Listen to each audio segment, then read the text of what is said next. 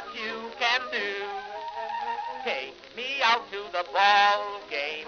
Take me out with the crowd.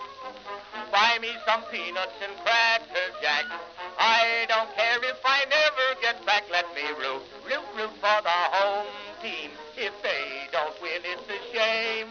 For it's 1, 2, 3 strikes, you're out at the old ball game.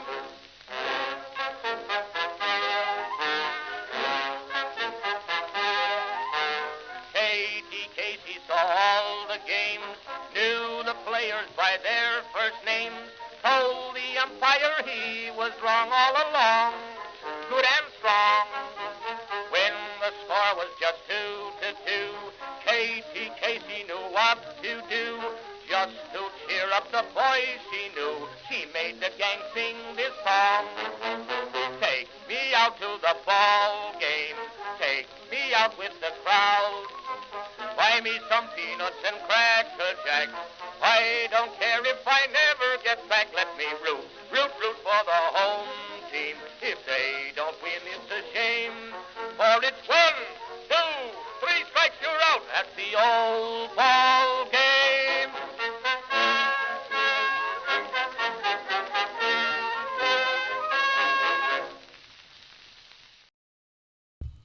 All right.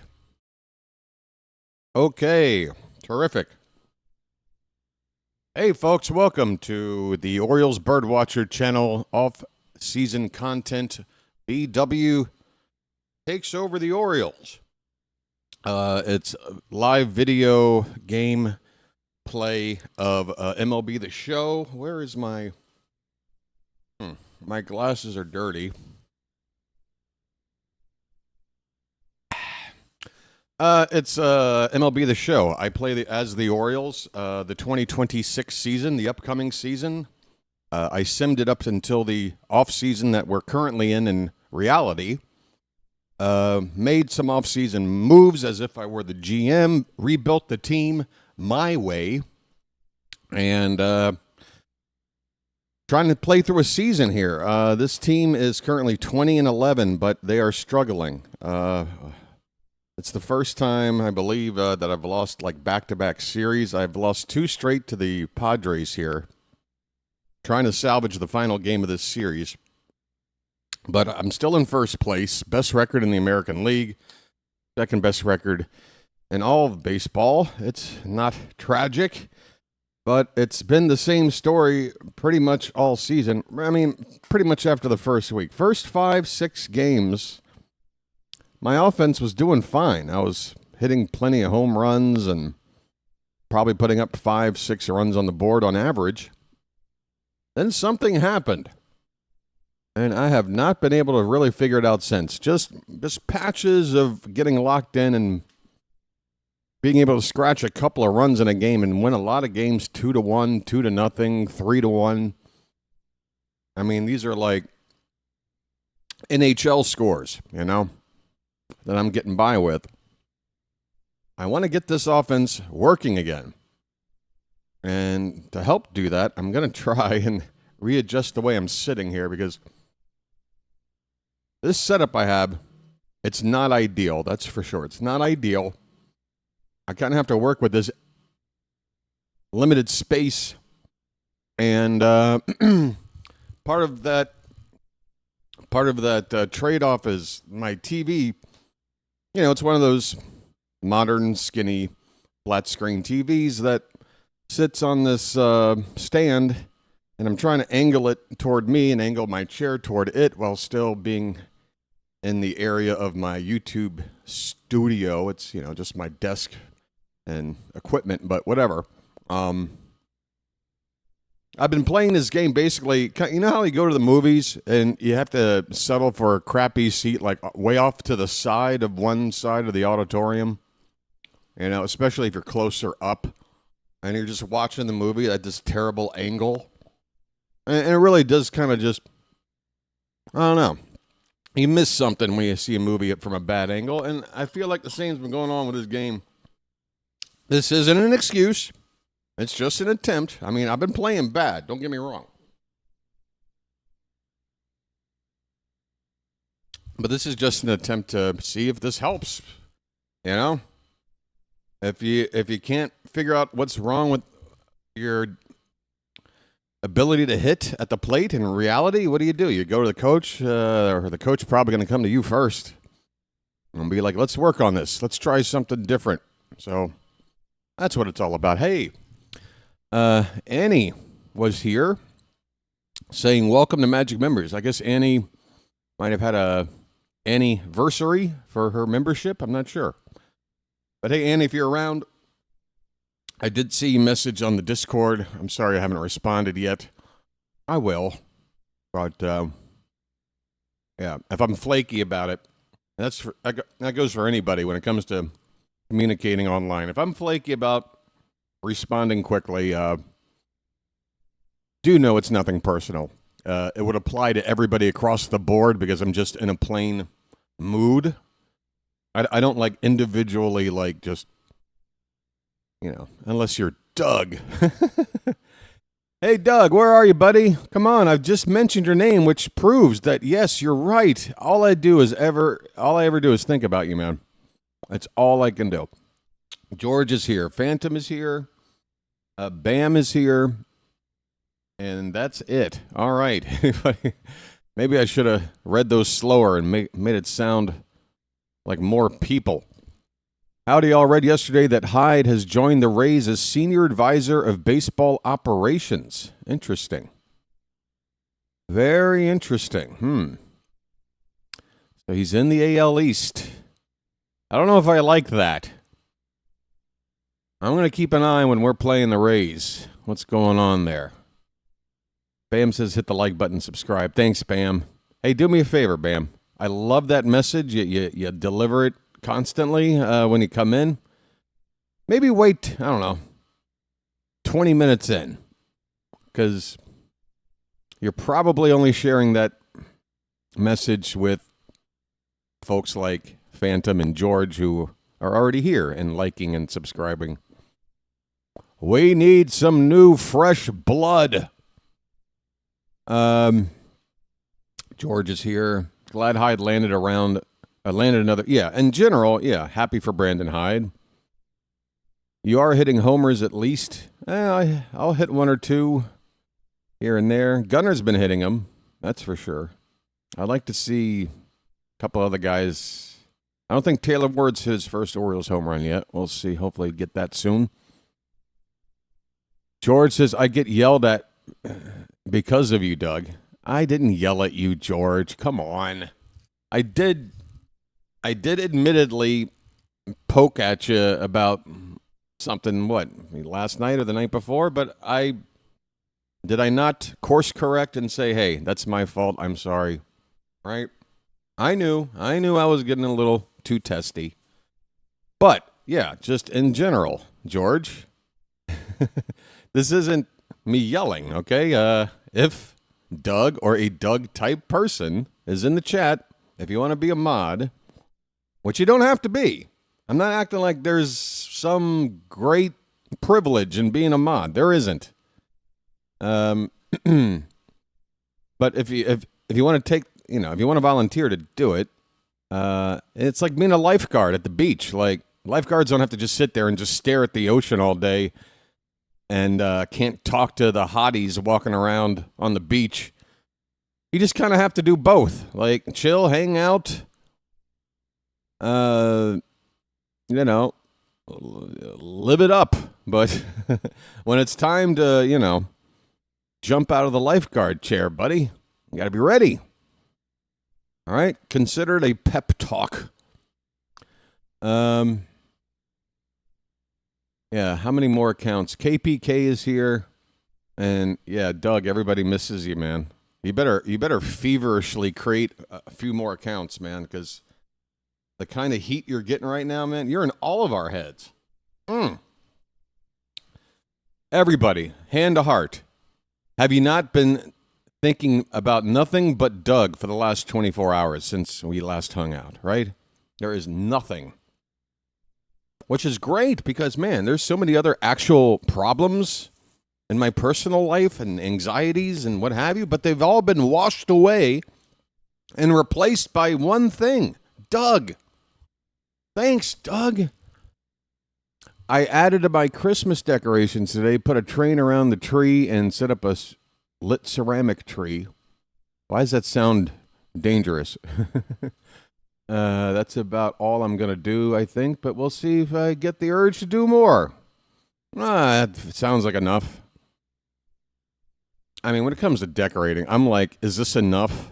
That's where I'm at with decorating. Is this enough to where I don't look like the most antisocial guy in the neighborhood? Is this the bare minimum? It's like that movie Office Space when Jennifer Aniston's being, lectured about wearing the minimal amount of flair on her uniform. That's me. Minimal amount of flair. Just, can I get through the day? I'm not really. All right. Bam. Says, my Jays just signed Cody Ponce. Yeah, Ponce was an interesting guy coming back from Korea, right? Not really excited about it. Well, Bam, I can say this. Your team wasn't the only one looking at him. I get it. It's like, I didn't hear anything about this guy. He's pitching in a completely different league. If he was so good, why isn't he already in Major League Baseball and what have you, right? And then you look at the deal and you're like, yeah, just this guy looks like at best he might be a number 5 pitcher or something. But I've heard some good things about Cody Ponce. Give him a chance. Give him a chance. Phantom's got the right idea. No, Phantom, George, I think you missed the joke from Phantom. Phantom's been here every night, George. He knows. He's he is trying to, represent the idea of moving on from Doug. You understand? If I have to go ask during the broadcast, I'll let you know.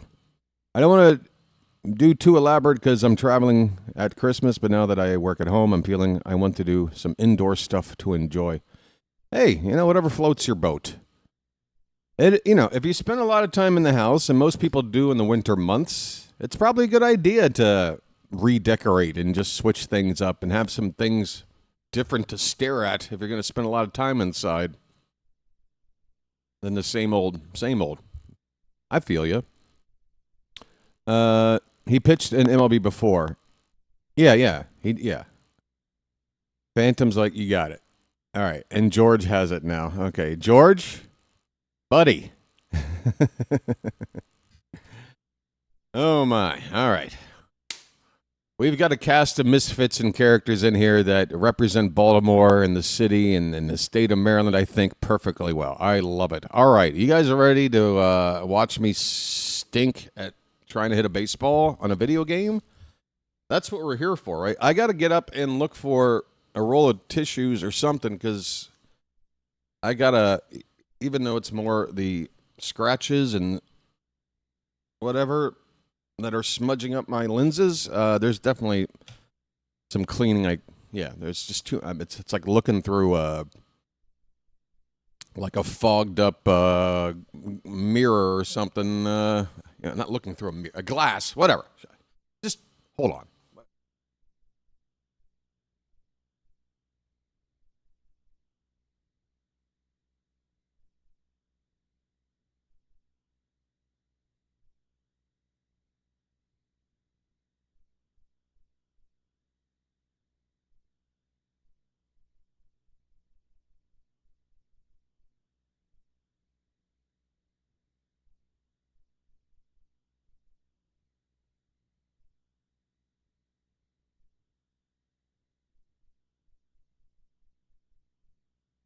Down here? Where the hell is it? I got to clean my glasses. I can't play. They're too smudged up. Stand by.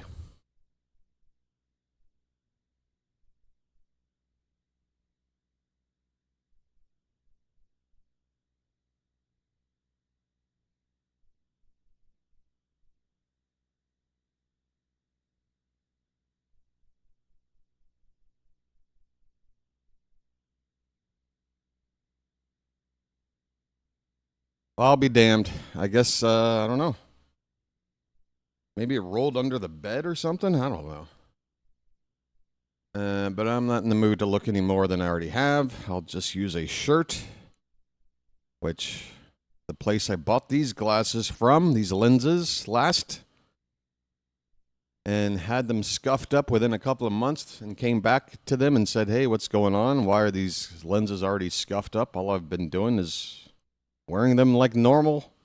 Haven't done anything to make these glasses so... Oh, my God, it's worse. Sorry, folks. Sorry I'm not prepared. I'm going to try to use some water, some hot water. I don't know. I got to work on these glasses. I can't even look through them. They are so smudged. Like your eyeball can't focus on anything past your lenses because it's too cloudy. I'm sorry. Hold on.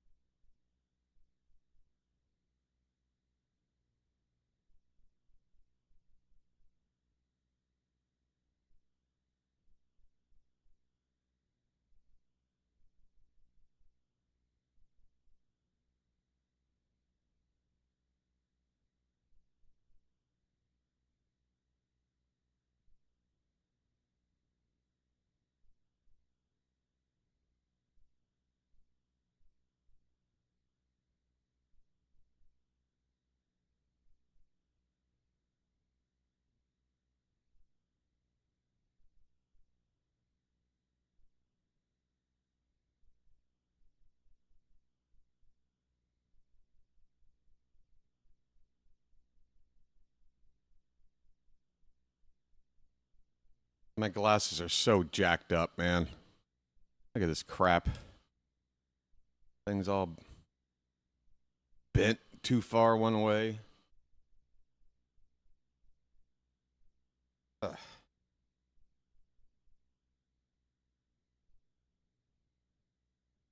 How's everybody doing? So, Orioles stuff. I guess since yesterday, the only thing worth talking about is that there seems to be some hot stove warming up with the idea of the Orioles going after a guy like Kyle Schwarber. Multiple sources, multiple like insiders bringing this up. And I know for a guy like him at his age, it wouldn't be as long of a contract as a Cody Bellinger would be. So the total amount of money invested would be a lot more for Bellinger because you're going to have to add a couple of more years, 2 or 3. But the annual salary would be the same. Both these guys are going for $30 million. It's pretty clear. Give her, maybe 31, 32 in order to win the battle to sign them or whatever. But you're paying both the same. Schwarber, look, if we were to sign him, I would be like, wow. That really makes our lineup pretty strong. That is a power bat, and he brings some really good vibes, too. Like, he's one of those guys, like a Cal Raleigh or I don't know. Let me think of another name. But I don't know. He's a vibes guy. I think he would be really good for the clubhouse. But I think Bellinger can help the team more. And we can talk about that, but now I'm just going to try and wear these glasses. This is as good as it's going to get. Okay. Fine. Slater's here. Chilo's here. Daniel's here. Sears looks unhappy about his ERA. Yeah, he's been pouting now for about 15 minutes standing there, hasn't he? He's making that face because he's saying, hey, BW, you want to hurry up and start this shit? I've been waiting.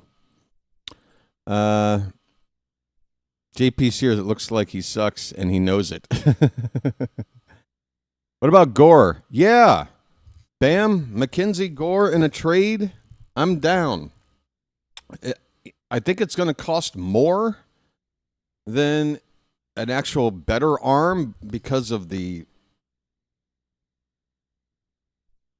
years of control. I think Gore is good for 4 years of team control. 4 years for a guy that is ready to be, in the top end of your rotation. Maybe not ace level yet, but, he's trending that way. He's been pitching on a bad team. He's got a terrible record last year, but the actual pitching and development with Gore has been very good.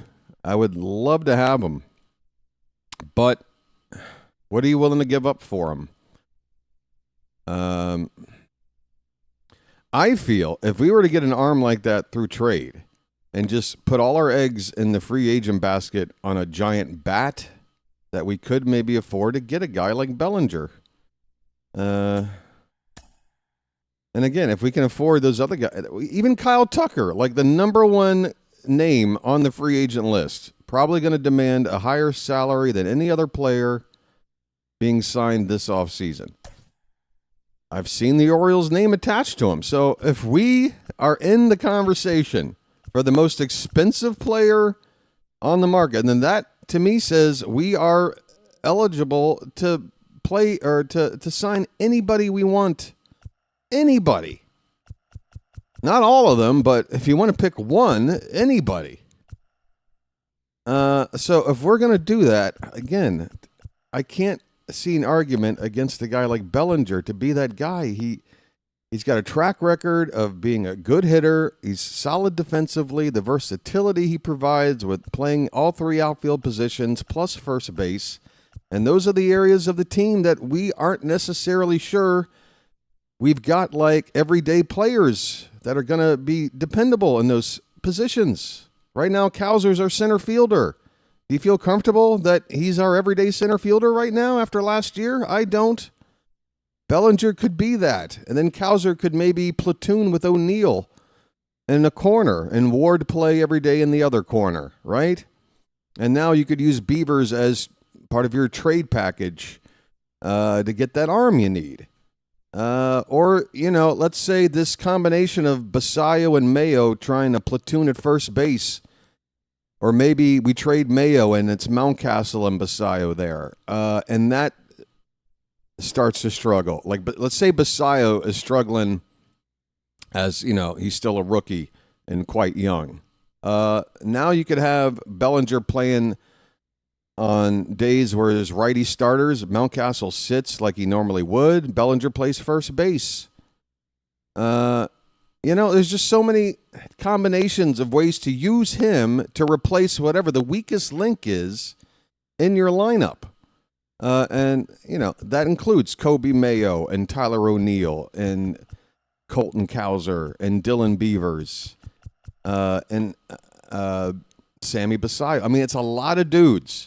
And for us to expect all those dudes to deliver is, I think, silly. Now you got sort of a insurance plan for whatever might go wrong if you sign a guy like Cody Bellinger. Now, I know Schwarber and Alonso are more RBI men. We were lacking in that department this past year, but I think that's sort of an aberration. It's not like Gunnar can't drive in more runs than he did last year. It's just the offense as a unit, as a full entity was in a bad spot. I think, you had a couple of good bats in there and you get the hitting philosophy back on track, get these guys making better contact and everything. It's going to work itself out. These runs are going to be driven in. Ward's going to drive in, hopefully, 90-plus runs, I hope. Maybe I'm being too optimistic. I'll take 80-plus just to be sure he's not a complete bust. But it's a one-year deal, whatever. Who knows? Taylor Ward and Tyler O'Neill are kind of the same. Tyler O'Neill could have a bounce-back year, stay healthy, and smash 30 home runs. We don't know. Welcome into the ballpark. Honestly. Happy with us. MLB The Show We don't know. I don't expect it. I have my rankings of who I trust more to deliver and who I think is more of a liability on the team right now. But the fact is, these are major leaguers who have a track record of at least showing signs of being good at some point in their careers. It can happen. It can happen to Tyler O'Neill. He could turn out to be the guy that Elias hoped he would have been this past year, right? But again, I don't expect it. All right. Are we ready for some baseball? 5 years? No way. No way 5 years. No way 5 years. No way. No way. If he wants 5 years, if he's only going to sign somewhere for 5 years, I pray we don't sign him. That's too many years. 3 years for Schwarber. 3 years. That's it.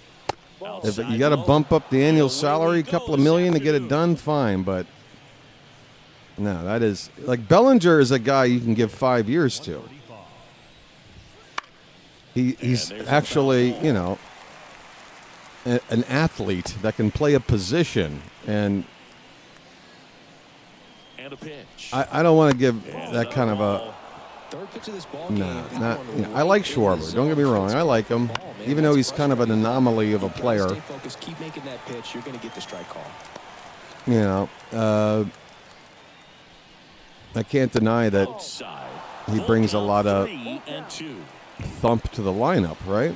But man, I just like my players to be able to do more than one thing. I just walked the leadoff man. Oh man! All right. Oh God, that's trouble. Oh, how did he know I wasn't going to be able to catch that? There should have been a play at second there. How did Merrill know that was going to fall in? That was pretty damn close. Look where that pitch was. I'm already in trouble, man. If they're going to get hits out of a pitch like that, I'm screwed. Good grief! What the fudge? 3 straight hits to start the ball game. Second and third, nobody out. 1-0 Padres. What the hell, man? Nice job keeping it fair as he turned on it down the line. Can I get started? How many? 8 pitches in. What the worst start ever. Worst start ever. Well, I'm so glad that I rearranged things and have a better look at the. Oh my God! They're sending him. The relay to the plate in there safely, and they're up by 3. 4 batters, 4 hits, 3-0 Padres. I'm sorry, 3 hits. 4 batters, 3 hits, 3-0 Padres. What was the other one? Oh, yeah, a leadoff walk. Holy shit. And here come the lefties. Great start, huh, folks? Yeah, that losing streak looks like it's ready to. And, oh, my God, I don't want to play. I don't want to play. I am ready to behave like a toddler and just quit. Double play ball to second. It's too slow. Too slow. Oh, we still got it. Okay. Can I work around that 3 runs? Man, where were these outs before? How you do it, the feed from the second baseman is a tough one. That's where footwork really comes into play. But right there, very well done. 3 runs for them here, and they move ahead. On to the bottom of the first. It's the Padres 3 and the Orioles nothing. I need a break. I can't see through my damn glasses. I'm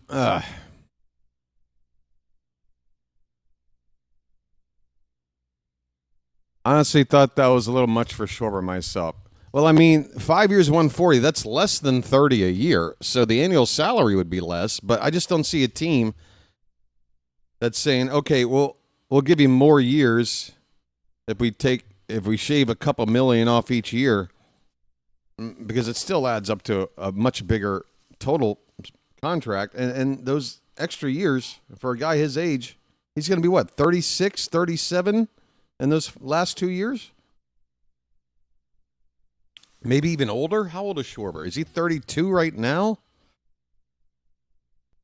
No, not Charles Schwab. Schwarber.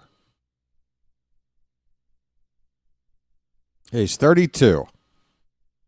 Actually, he'll be 33 before next season starts. So, yeah, it would be his age 33, 34, 35, which those 3 years I'm willing to pay for. But then you got to pay for ages 36 and 37. That's where I'm a little concerned.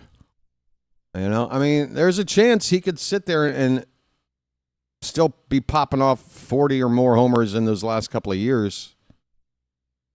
But, yeah, I'm a little concerned about a length of contract like that. Like, first of all, again, he's not my number one pick. If we're going to go after a big an expensive bat like that, that's not my number one pick. But if I'm not in control, if the Orioles signed him, great. He will help the lineup out. I just don't think it would be wise to look for more than 3 years out of a guy like that. Hey, the Orioles, I saw this posted. We've got our lottery chances set, and we've also got our competitive balance draft pick. We've got that pick now settled.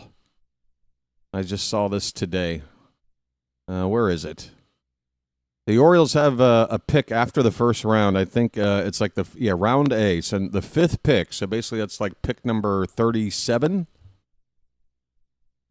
And not to mention, again, we finished with apparently the fourth worst record in baseball. Is that right? Because the White Sox, Twins, and Pirates are the only teams I see ahead. Yeah, we did. We finished one game behind the A's and the Braves. So only the White Sox, Twins, and Pirates had shittier records than us. We have a 10% chance through lottery of landing the number one overall pick. I just want to make sure we got a top 3 or 4 pick, you know, like I'll be able to land you would think, an impact player with a pick like that. Preferably the next Paul Skeens, if he's going to be there. Can we please just first round best pitcher out there who's all but guaranteed to be really good in the bigs? Like, can we just be the team that grabs that guy next? For crying out loud. I mean, this is the last time I want to see us be picking this high in the draft for a long time. I'm already pissed what happened, but now we got a high draft pick. Give me a pitcher. Like, hire Elias. If you don't feel confident about, first of all, how much scouting do you need to do for a guy like whatever version of Paul Skeens is going to be like the number one pitcher on the board in a given draft? Like, do you really have to do that much evaluating? Can't you just kind of trust that if everyone universally agrees this is the top pitcher on the board, that you can go ahead and draft him and expect to get good things from him? Just get a good pitcher with a high draft pick.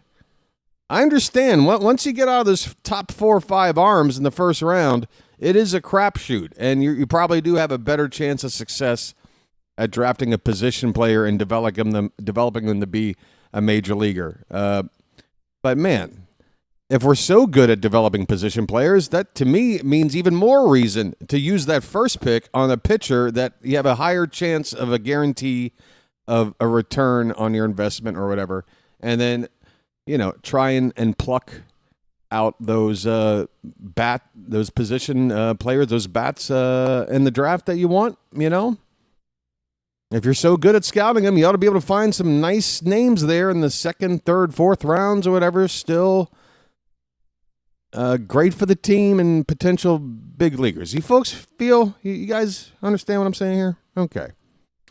Chargers 3, Ravens not. Are the Ravens playing right now? The Ravens are playing right now, and I didn't even know. Wait.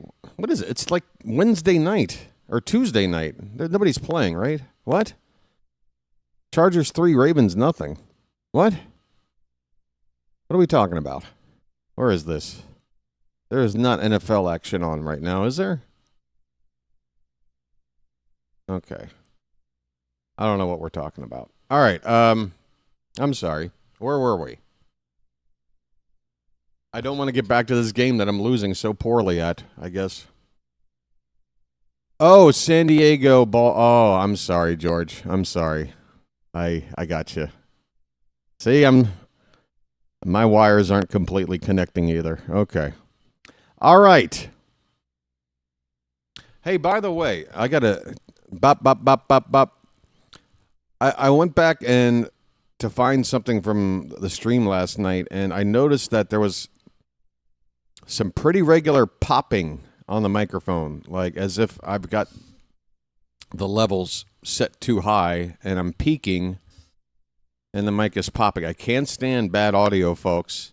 I know my content is garbage and nobody watches it, but that doesn't mean I don't have some pride in trying to, have some nice, clean audio there. If you guys hear any audio issues, please let me know. It's important to me, gosh darn it. And I mean, if somebody were to be listening in, if I'm like calling a game and they've got like headphones on, they don't want to be hearing those pops and stuff in their ear. All right. All right, yeah, I might have to go with an onside kick here in the bottom of the first just to try to get back in the game. Who do they got on the mound? Oh, Sears. Back here in Baltimore. And today's come see the softer side of Sears. All right, Sears. Hey, when Sears faces Ward, it'll be Montgomery Ward against Sears. All we need is J.C. Penney to join in. We'll have the trifecta. All right, low heater, low 90s. Change up, slurve, slider. Okay. And the 1-0. And there's a strike. It's all right. I'm just looking. Right now. Don't worry. And he all right. Fair enough. Really fair enough, sir. Fair enough. With that arm action. And a pitch. Wow. And a swing and a miss. One away. Here we go. And we're off. The key to effective pitching is getting ahead in the count. And we are off and not running. Hitters become defensive, and all of a sudden that plate starts to get really wide. What happens is, because of the pressure, you end up committing to a pitch as a batter. Talk to me more about pressure. You recognize what it is, and that's what leads to the strikeout. Ground ball to the right side, and he grabs it in foul ground. The 0-2. The shortstop takes the ball. Come on, Gunner. Okay. High fly ball out to left center. Nope. Makes the grab. 2 down. All right, not the worst approach, though. All right, here we go. It's Montgomery Taylor Ward against Sears. Yeah, and with that said, there's not as much pressure on the offense, but make no mistake. Oh my God! What was that, dude? They want to score runs. They want to jog around the bases, hitting the ball over the What fence. were you looking at? Regardless of how dominant the staff can be, the attitude is we want to go out there and have some fun with the bat. So we'll see. One big inning in this one. Oh, no response in the first, it would appear. Big innings. Way inside.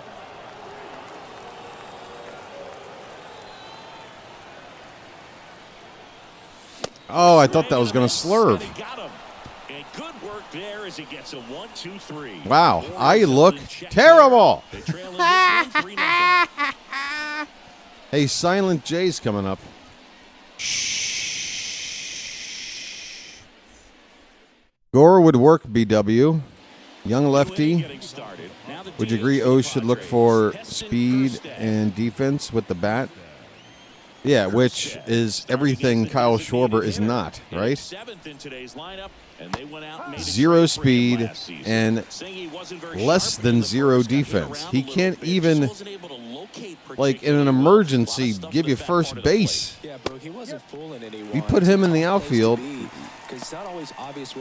you might as well just pick a random bloke from the stands to go out there and play defense. So, man, even Kjerstad's looking to take Bradish deep.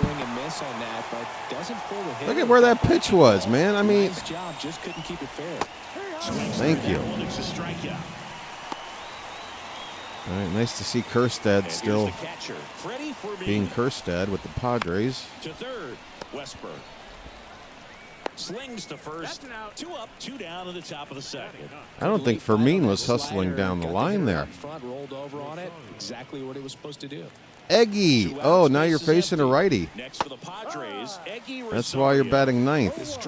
And I know I can throw you anything because you can't hit righties worth of shit. I don't. Oh, Holiday! Hurry up and throw. What are you doing? Why did he have to? I hit the throw button as soon as I dove, which means he should have either thrown from his knees or something, but he gets up and then just, what was that? More shenanigans. More computer shenanigans, man. I mean, I'm happy I was able to reach this ball and dive, but right here, it's like pop up and throw on one knee, or get up and just throw right there. But what is this move? What is he doing? He's like falling backwards. He's running now. What are you doing?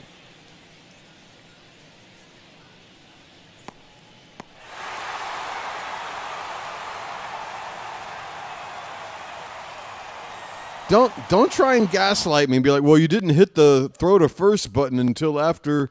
Nah. Series with the Padres. Nah. No keystroke error, my friend. You're not going to convince me, man. He had to travel across the world for his first career hit, but I think that makes it even more special, Boog. What a cool moment that was for him. That was his first hit, they're saying? Sit down. Strike 3 called and a slider at the knees. Schwarber falls on his ass on a fly ball. Yeah, you just can't put him in the field anywhere. So but look, I will admit, I'm not a fan of just giving the DH spot to one guy that's his 24-hour job, because I'd like to be able to use that as a way to get your everyday players some rest and let somebody DH instead of play the field and kind of rotate around. But I guess some people are in the camp of like, DH is a spot where mentally either you should just make it your primary, like your only job, and you're going to get more production out of a player that has that role than you would from just moving other guys around. I don't know. But yeah, if I do want to give my DH to one guy, Schwarber would be one of those guys, right? Like in the days where Frank Thomas played first, right? But I think he was pretty much DHing after the first couple of years, right? I don't know. Like if you're an elite slugger, interesting one. I'm always trying to figure I'll give you the DH spot. I will. Kind of moves around from game to game, sometimes but inning to inning. You got to be elite. The pitch. Oh! Hello! That is into the splash zone. The old splash zone. That is a poke to the deepest part of the yard. Bye, birdie. Teoscar gets the Orioles on the board. Well, that one gotten a jet stream on a line drive. We saw the numbers on the backs of the Edgar Martinez, which sure. is usually bad news, and all of a sudden they're back in this ball game. And into the box for I mean, for a Baltimore. few years there, what's his face was a great DH. A swing and a miss, and that's strike one. Come on, Mayo. What's his name? Crap. Just the past year or two, he's kind of been phased out. I think he was on the Mets last year. Right-hander. That's to third. Beat it out. Run it out. No. Challenge. You better give me the option. Yeah, I'm challenging. I don't even want to replay. Give me the headphones. He's safe. I saw that with the naked eye. Bad call. Took that third baseman forever to field that play. Oh, he's safe. He's so safe. What are you looking at, ump? You think they're going to overturn it? I kind of do. Yeah, I think there's a good chance as well. I mean, oh, J.D. Martinez. Thank you. I'm like, who's another? We're talking about Edgar Martinez. And I'm like, there's another DH that was really solid. And it's the same name. J.D. Yeah, J.D. Martinez. Good DH. Right? Marcelo Zuna has been a pretty good DH past few years. And actually had him as, a guy that I wouldn't mind signing if we did give away the DH. That would be a lot cheaper than Schwarber. Out towards left center. And certainly wouldn't match Schwarber in the home run department, but when he's right, Ozuna's a 900 OPS guy. He is a legit power hitting, cleanup hitting guy. That probably could have been had for a 1-year deal for like 12 to 15 million. The way his last year went, maybe I'm being 15 to 20 tops. There's a swing. Hey! This looks like extra. Run all day! Run all day! 3-2. Tyler O'Neill, RBI double. Let's go. The Orioles are splashing it up, peppering that giant deep-ass corner in left center field.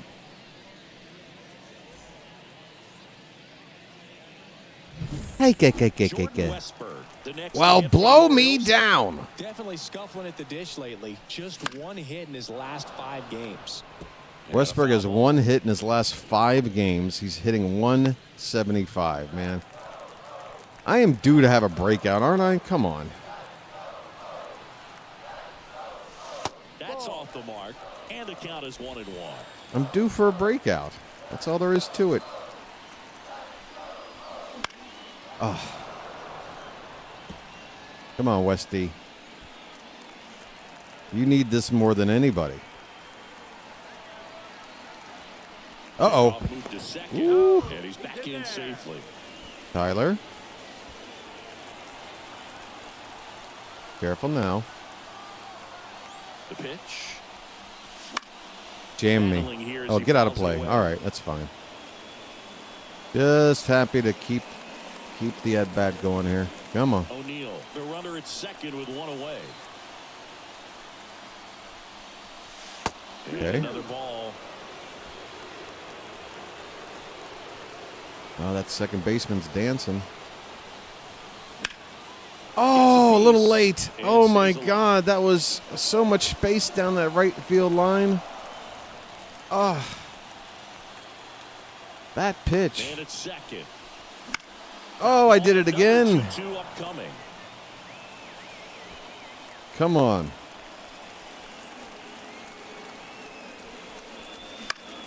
That's a pop-up. Driven pretty well out towards left center. Merrill calls it in, 2 away. Oh, Westy. It has been tough for you, my friend. I'm sorry. Now the Orioles. All right, Alex Jackson getting a shot here. He's only had 20 at-bats on the season. That's about control. It's not even averaging one per game. Good at framing, but it's that big arm that really stands out. Oh, is that? Oh, he almost had that fair. Oh my. Yeah, and because he's got the big arm, he pays attention to the running game and is sure to manage it. Popped up. Left center. All right, well, it's a 3-2 game, right? And that's the inning. Only 2 innings, and Bradish can And we're back on to the 3rd inning. So digging in now for San Diego. get under control here. That one at the knees for a strike. Been a rough start on the mound for this guy. His 3rd inning so important for him to get on track, turn the page, settle in, do all those things you need to Nice do to pitch. give your team a little bit of length in this one. Sit down. Great sequence. All right, Bradish, come on. Here's Machado. A double and a run scored his first time up. Oh, Manny. Right through there for a strike. Well, Siggy here in Baltimore and crab cakes. We need to get our hands on Crab cakes. You think we'll get someone to maybe run down for us and grab a few? Absolutely. Oh, I love it when out-of-towners talk about Baltimore crab cakes. And talk about the seasoning. Nobody does it better than the people here. Nobody does it better. No shit. Even so, here at the ballpark, some great food. When have you ever heard of another town and their crab cakes? So a man aboard now with one away. Yeah, and I'm kind of partial to my guy Boog down there. You know, nobody does Chicago-style pizza better than Chicago. Boog can fire up some pretty good barbecue. Yeah, and I'm surprised we haven't seen any of that yet up here in the booth. One Come on, out man, to let's Tease go. at the plate. Uh-oh. Righty delivers. Oh, boy. Oh, could be 2. Holiday, flip to Gunner. Oh, it's pretty. Into 2 already. This one ends the 3rd. One hit in the inning. Okay. But nothing more than that. Oh, look at that. Oh, look at that. Look at that camaraderie. It's the Padres 3. Look at and that the Orioles chemistry 2. going on. There might be a bromance between Gunner and Jackson at this point. Look at that. That was a bearing. Oh, my God. Oh, we got to look at this. Orioles. Tinkers to Evers to Chance on this one. Look at this.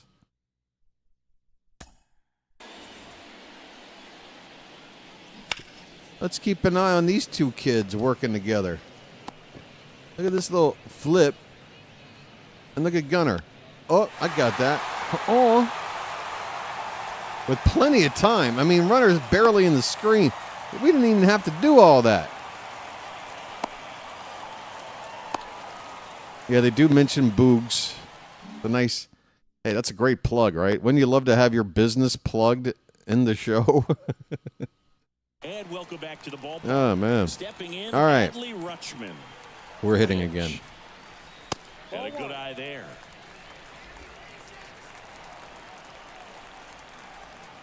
Yeah, that was fancy. Oh. Foul ball there. Little razzle-dazzle for you. And now the lefty. Oh, man. Why? Why? Where was my hit stick going there? I don't know. Yeah, that's outside. Gotta get comfortable, man. I wish this mic could extend a little farther out, and then I could be way more comfortable. Gets a piece there. We'll do it again. Okay. 2 balls, 2 strikes. Still 2-2 after the foul ball. Look out. That ball was smoked. I went out and got I'm that pitch so just relieved late. that they have this netting down the lines, just ensures safety for the fans. Nice thing as a player, you can look up and see a fan get hit. No, Settles not going to under do this it. one. Makes the catch for the out. Gunna, just 1 for 8 in the series. Come on, buddy. We need you right now. And that one fouled off. 16 RBI for Gunner. Here in the 3rd and final game of the series.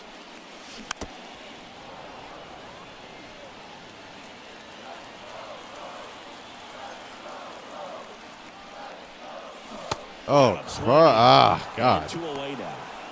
Gunner's in a bit of a funk, man. That would explain why I'm not winning lately. If Gunner's not hitting, I can't win. All right, come on, Ward. First Oriole home run. Ward swings through that one as he comes to the plate for the second time today.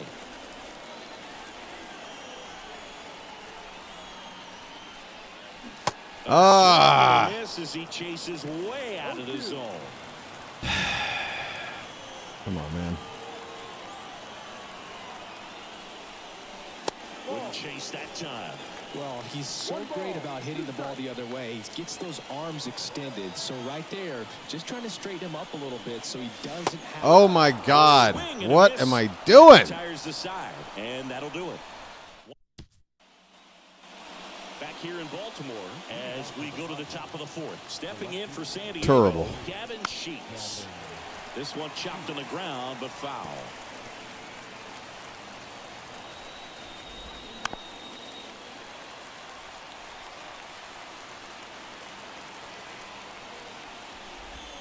That's down and in. A slider missed. Good slider. Hey, did you guys, if you're in my Discord, did you see that short little Twitter video of the overlay of Ryan Helsley throwing his fastball and his slider, and just how insane it is that, like, both pitches look exactly the same, like 3/4 of the way to the plate,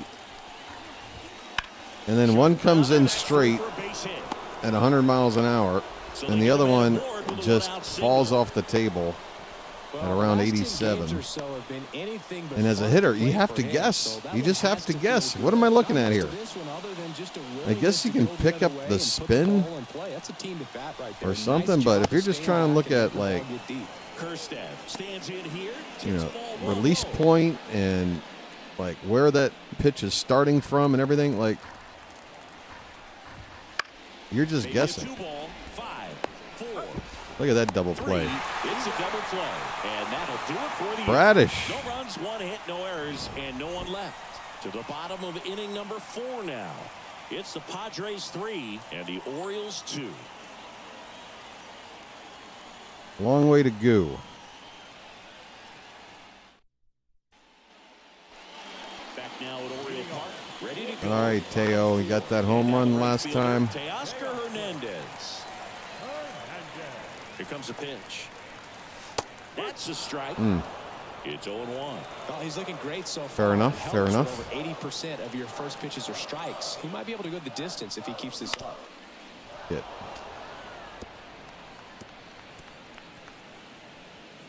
I don't like that he has a player option. Oh, Helsley. Yeah. The thing is, though, honestly, Phantom, I don't think we would have signed him like we did. Oh, my, that got through. This could be a triple. Hell, he's still, oh, my, tying run. Where's this? Oh, stop there. Okay. Leadoff triple, tying run 90 feet away. Let's go. Yeah, what was I going to say? Oh, yeah. You're following up your own. Yeah, exactly, Phantom. I think that's exactly the case. That's how we got him when the market was still pretty wide open for all closers. Like, he could have said, you know, well, I got a lot of suitors here. Why should I sign for you? Well, we'll give you an option. If you kick ass, now you can get re-enter free agency and make more money with somebody else next year. Which, I don't mind that for a closer. I don't mind that. If that happens, go find me another $15 million closer in the next offseason. I don't need to have the same closer stay around. We got Bautista still hopefully working his way back. So after this year, we might not need Helsley. But if we do need a closer,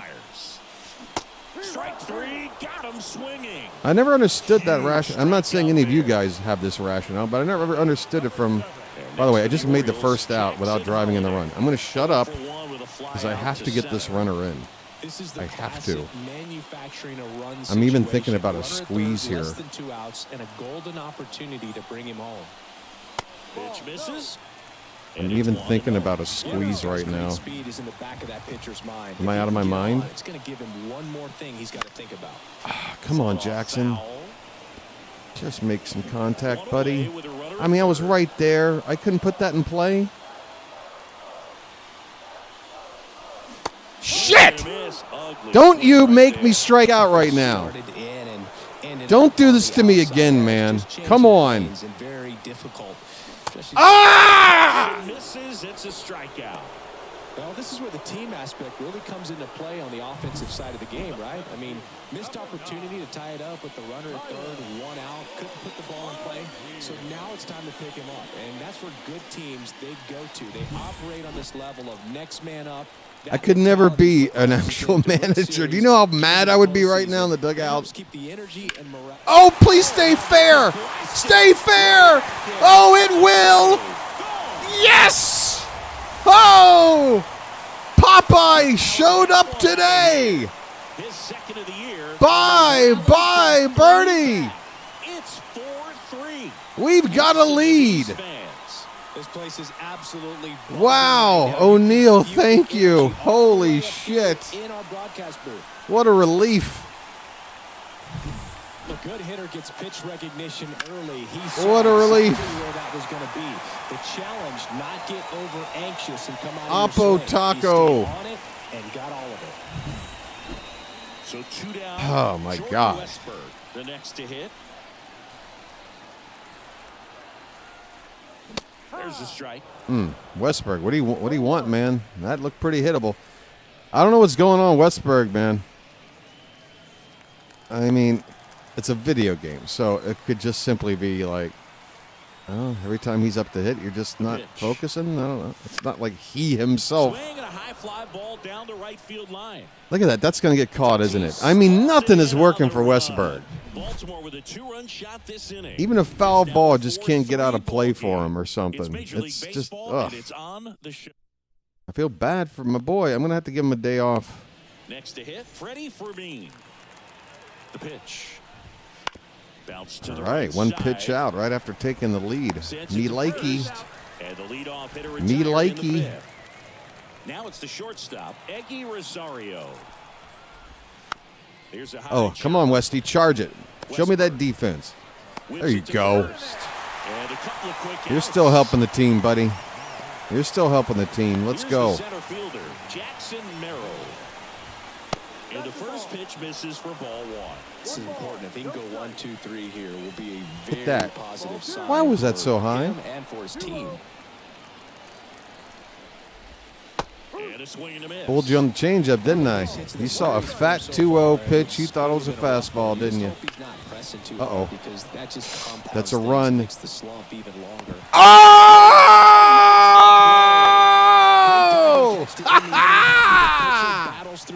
Oh, yeah. I knew I was hoping center field was going to back up if I didn't make this catch. Oh, my. What timing. Your boy laying out. Laying out.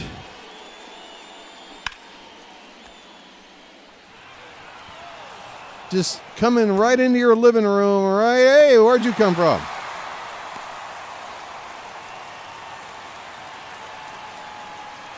Let's look at this route.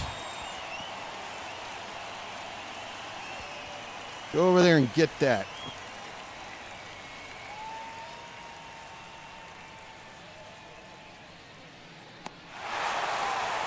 Beautiful. Catcher comes up to him. Number 30. And the pitch. Base hit. And that's a base hit. And that Alex Jackson getting a rare chance to play and again coming up with a hit. On the first pitch. Showed a willingness to drive that pitch the opposite way. Didn't get jumpy, didn't try to pull the ball. He let it get deep, took the barrel right to it, and then extended through the swing for the line drive base hit. Now, Adley Rutschman. And that's off the inside edge. Ball one. Rutschman, I'm in a mood right now. Come on. Come on, offense. 27 years old, a former first-round pick back in 2019. Let's go, O's. Let's go, O's.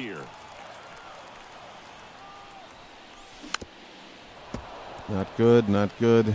Well, you can't really adjust your game plan for that last pitch. Guy hasn't thrown it very much. You got to focus on the stuff that he's throwing up there most of the time. Well, damn it. I just didn't move that hit stick left enough. One down.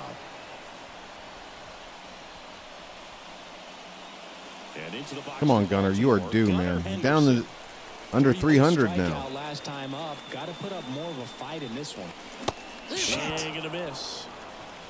I was late on a changeup. I was ready to just take it, and I'm like, oh, wait, that ball's just sitting there. I got to swing. Okay. Is that down? It's down. Hurry up. No, you got to go back to first, Gunner. Oh, my God. Okay. There was a bit of a screw-up on the bases, but whatever. Hit for Gunner. On the outside, didn't go the other way with it, but still a nice job of using the big part of the field to find a hole. Too bad that ball didn't go all the way to the wall. If he hooks around the baseball, though. Here comes the skipper. That's it for Sears. Damn it. Number 38 gives way. We'll be back. Kind of wanted him to hang in there a little longer.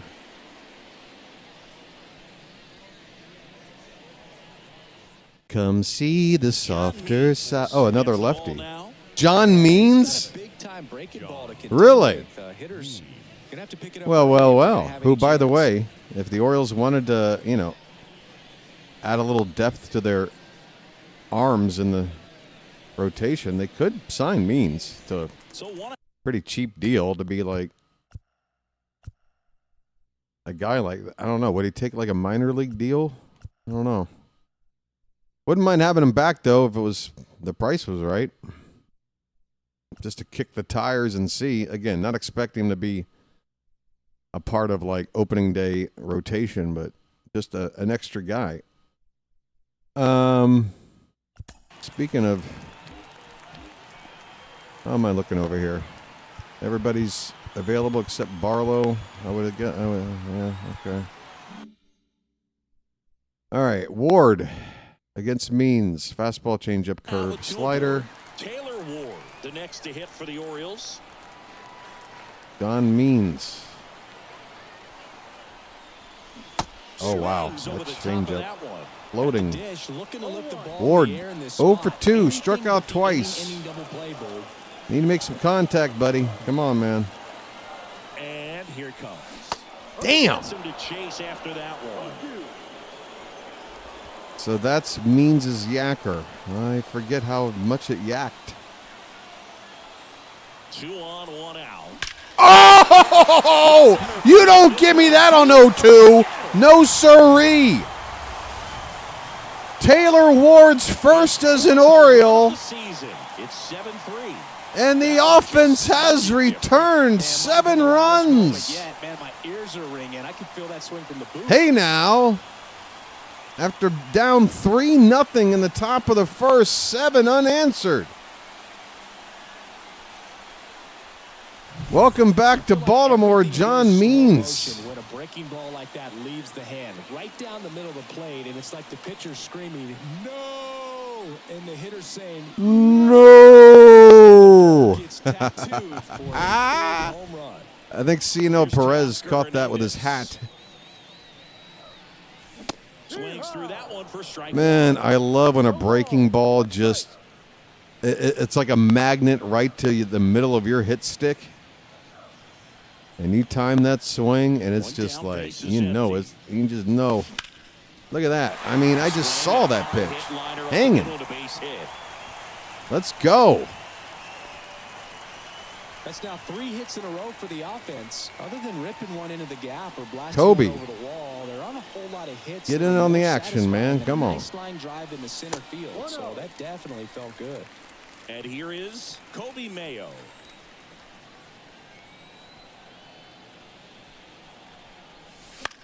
Foul ball.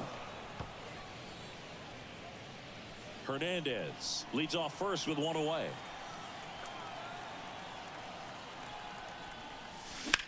In the air, fairly deep to right. Get over the head.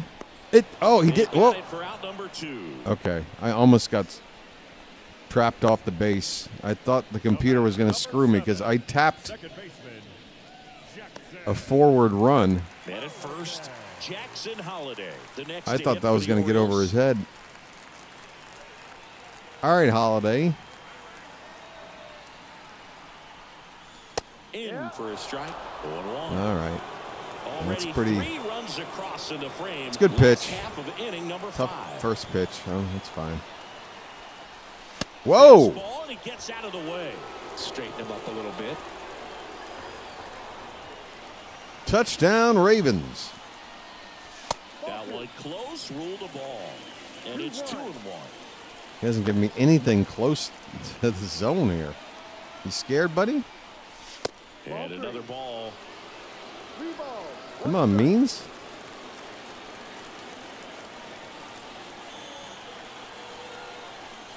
And there's ball 4. Wow. Holiday drawing a walk. O'Neal, a double and a home run already today. 2 more ducks on the pond. Could be a big day for Popeye. Oh, right at him. Oh. And they limit the damage. Orioles get 3 on this long ball. 3 more. Oh, was that a 3-run shot for Ward? That was a Earl Weaver? Exclusively on the show. Oh, is that Doug? Hi, Doug. Bye, Doug. Doug, by the way, one thing you can get credit for is that I'll probably accidentally be banning other people named Doug. But the way I see it, the odds of another person named Doug introducing themselves on this series of the show, this off-season stuff I'm doing, with this, small amount of views, I'm going to assume it's you. Apologies if you happen to be stuck with the same name as Doug the douchebag, but probably the best thing to do if you're named Doug is to take the name Doug out of your username or immediately type in with your first comment, "Hi, I'm not that Doug."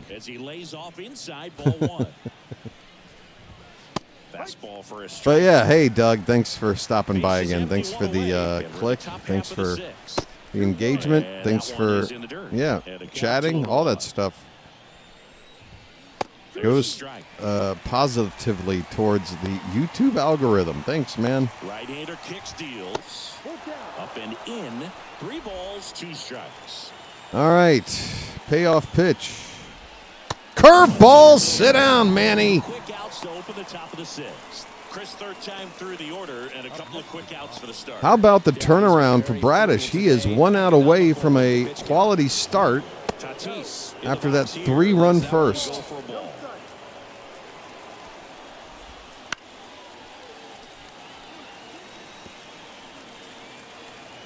The 1-1. Westberg. Sit down. And it's a 1-2-3 inning. Easy peasy, lemon squeezy. Scheduled in the bottom of the 6th. Let's go. It's the Orioles 7 and the Padres 3. Well, we go bottom 6 and into the bottom. 3 straight lefties coming up.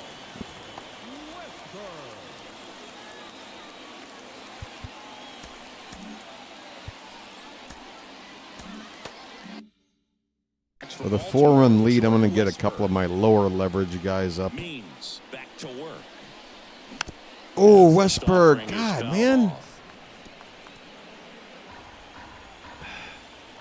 He just can't get it together. Run it out, buddy. Run it out. Man, Westberg. Final challenge opportunity? Why? Because I was 1 for 1 so far? I couldn't tell either. As they ask for time to check with their replay. No, he's out. He's clearly out. We wait and see. Yeah, and we usually get a couple of close ones. Now at the plate, number 30. God, God, right down the middle. I got on top of it. One down, base is empty. That one not close. And now it's even 1-1. Jackson is now hitting .364, best average on the team. Chase that time. Should I figure out a way to get him more playing time, or is it just a small sample size? I shouldn't read into it much. That one misses. Now I mean, I have him starting in the lineup against all lefty starters. He is a starter against lefties. Swing and a ball. That's a pretty good poke. Center field. Not in this yard, though. Sheets racing over to make the catch. Not going to do anything in this yard. Every day during batting practice, these outfielders get about 10 minutes of balls in the gaps. They practice this, and when the game comes, they make the play perfectly. And first offering is fouled off.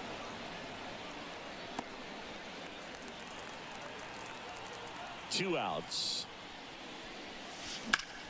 And a ground ball to first. Hard hit, but not gonna do it. All right. That'll do it for the inning.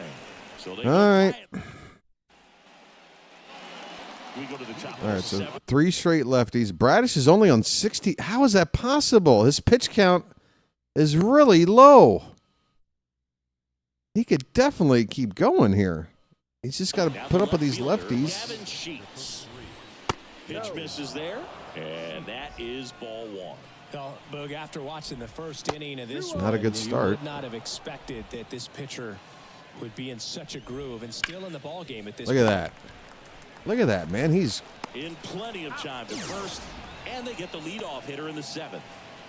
Next for the Padres, Ryan O'Hearn. Ball 1. Kansas City's next for game 2, folks. We hit the road. Final game of the homestand here. Here in the top half of inning number 7. This guy's got such a good sinker. As a hitter, you've got to look up in the zone. If you look down, you're going to be chasing stuff in the dirt.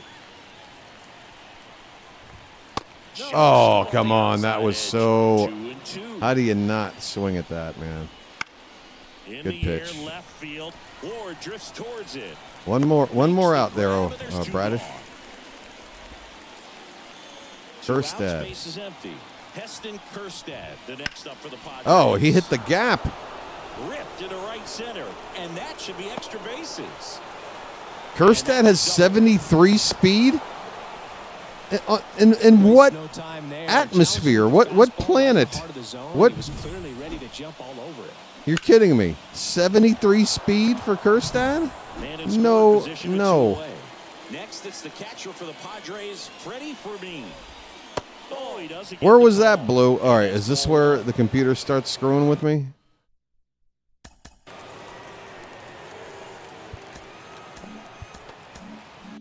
This is where the computer starts screwing with me. It would appear. Here in the 3rd and final game of the series. 1-1. Hanger. Oh, my God. Come on, Ward. Fire home. Fire home. Get back there. Oh, terrible throw.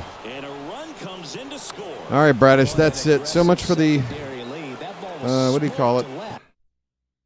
It's eggy, though. It's a righty followed by all these lefties. I have to, one more batter. One more batter. I can't bring in the lefty now.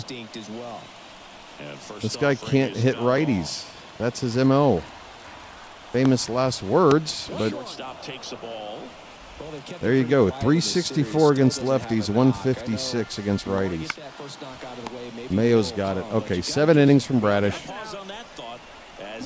Sucks to give up that run, but he got through 7. Okay. Now instead of ends, I'm probably going to use Coulomb. I think tomorrow's an off day, so no point to not use my best arms here.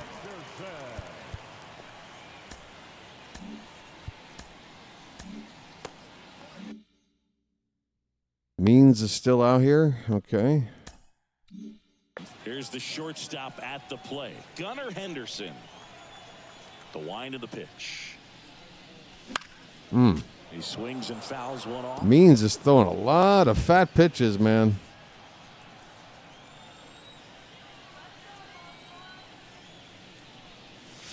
All right, that was a good one. No ball, 2 strikes. That was a good one. Shit. Swinging for the strikeout. He swung over top of the curveball. You don't say. Right there. First K for Means. Potential base runner when Ward last time up did this. put the ball in play. You don't even have to get a hit at that point. You can help your team just by reaching on an error. But some way you got to find a way to shorten up the swing and put the ball in play next time. Give it a good look there, Taylor. Yeah, look at it.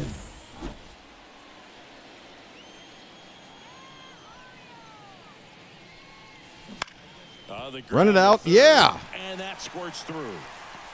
Ward, I think, is a 3-hit day, right?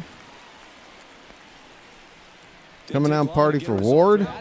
Just found a way to slap that ball down the third baseline. That's 3-run lead. Back control, and it kind of goes back to all those drills you see. Teoscar's 3 for 3. It's placed in different spots. That was just nice. Now it's the right fielder, Teoscar Hernandez. He did this earlier. He launched a solo shot back in the second inning of this one. Yeah, that was big for these guys early on. Definitely helped them get off onto the right foot.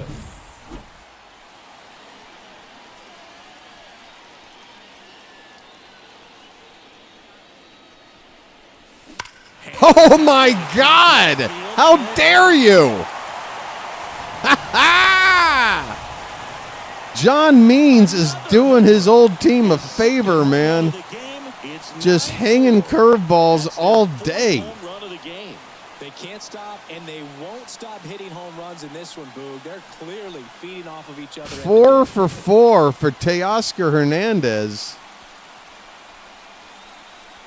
2 home runs over Baltimore. And pitchers typically don't get away with making a mistake like that. And right there, he made him pay. Good grief.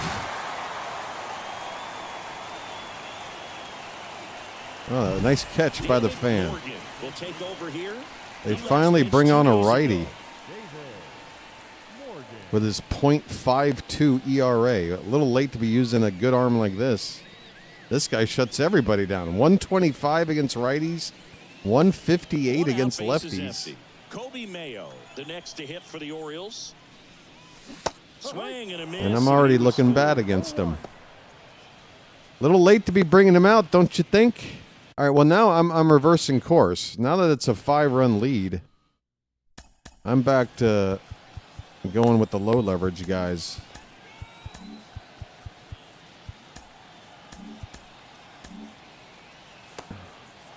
With ends probably coming in for the 8th. He'll have to face Machado. Actually, I think Tatis doesn't hit. Yeah, he does not hit lefties as well. Swings and misses. 0-2 now. Wouldn't chase that time. Rarely will you see a pitcher just waste a pitch. I don't think I've gotten a double-digit run, so if not a high, then tied for a high. I feel like the first 4 or 5 games I put up a pretty big number, but I can't remember what it is. Fouls it off, still 1-2. Base is empty, 1 away. Here in the might be the most home run. I've got, what, 4 home runs today? Hit in the air, center field. Merrill pulls it down, and there's 2 gone. Now it's the second baseman, Jackson Holliday. And keep in mind, folks, again, this is the first time I faced a lefty starter in a long time. And fouled off left side. They brought in a lefty reliever. I scored all these runs basically off these lefties with this Alex Jackson lineup. Whoops. Double-barreled action. Maybe I need to face more lefties. Right-hander up and throwing. Number 1 getting loose. Oh, wow! Deep, way back there, on its way, gone. Damn, I'm in a mood. A massive home run. Wow. Home run of the inning. It's 10-4. That's their 5th homer. 459 feet. It's starting to feel like a home run derby up here. Damn. Yo, the Orioles are back. A slider right down the middle of the plate. It's like slow motion for a hitter. You're just licking your chops, waiting for it to arrive. Again, that was a fat pitch, but I almost hit that guy. Hey, dude, leaving the yard. Can we go back and watch this guy? Like, is that supposed to just be a? This must be this guy up here. Walking. You see him in the middle, like walking up the row there. Like he's just walking away. Like he's like, I'm leaving. He saw the ball off the bat. He's like, I'm out of here. Meanwhile, it nearly hits him on the way out. All right. I guess it's not as amusing as I thought. And Holiday damn near hit the scoreboard, bro. Don't hit the new one. It costs $800 million.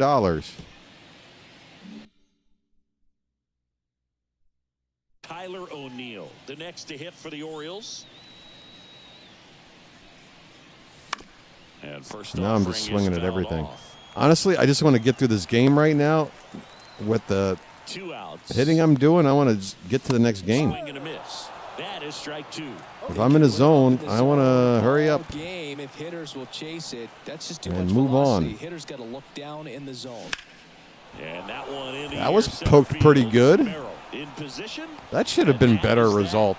I hit that right square. 2 round trippers in this inning. The long ball. 10 runs. All right. So yeah, if that, I'm pretty sure it's my first double-digit run output this season.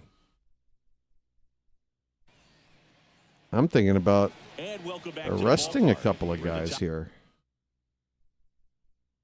All right, so I'm going to bring in Dietrich Enns, but I'm also going to let Gunnar sit for the rest of the game. I'm going to give Jeremiah a chance to play a little bit of shortstop, or just switch him and Holiday up. Although Holiday could use a breather too. Westberg really needs a breather, but I'm going to leave him in to get another at bat. I don't think Teo's due to come back up again. Let's get Beavers in there. Into the game, Jeremiah Jackson. He's in at shortstop. Also into the ball game, Dylan Beavers. He takes over and right. They go with one of their more experienced arms in this spot, Ennis. And he's got a nice lead to work with, so he should come in throwing strikes, attacking these hitters.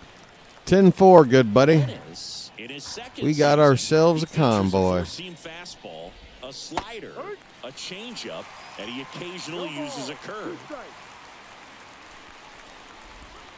And now 1-2.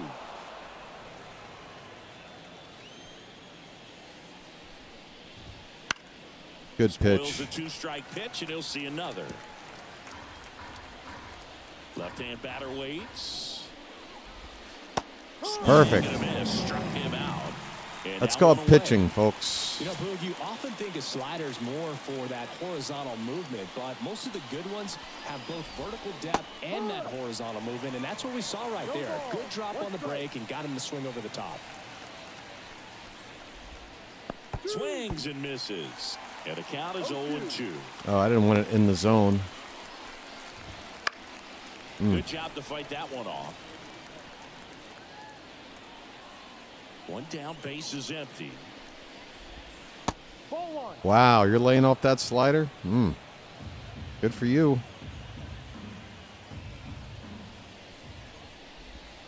And another ball. Suddenly, you've got the eye of a hawk? Come on. Just spit on it.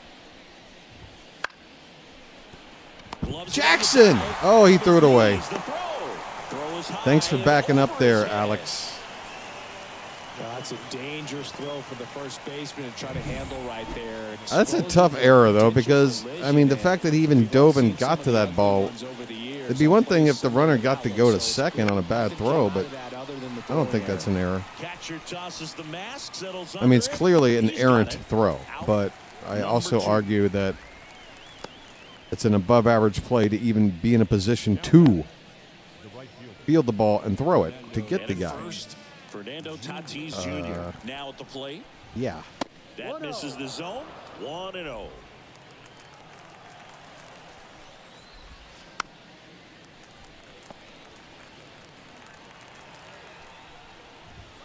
There's a strike. All right, Ends. One more pitch, buddy. Oh, my. Long run. You got time. You got time. All right. Thank you, Baltimore. For San Diego, and that is not what they needed. Down 10-4.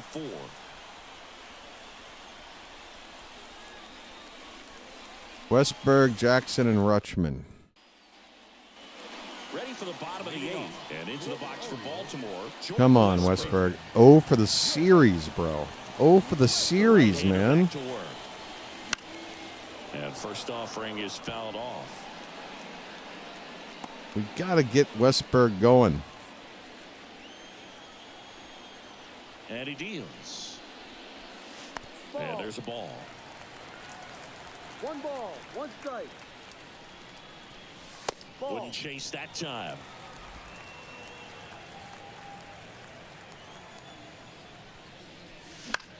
Damn. Right field. Tatis drifts towards it. It's just not working for him. There's one away. Here's the catcher. 1 for 3.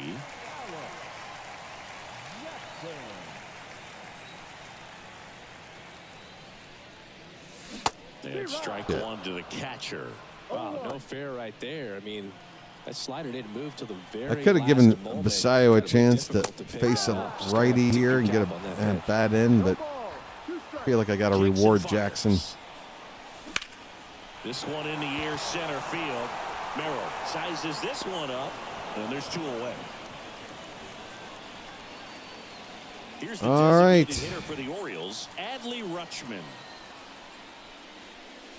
Swings through that one out in front that time. So let me see something. Coming up, all lefties.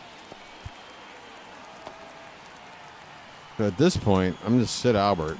I don't see a situation where I use him. Either Ends finishes this game or he gets into trouble. And I'm going to need a higher leverage righty to come in. So I'll get up the big boys.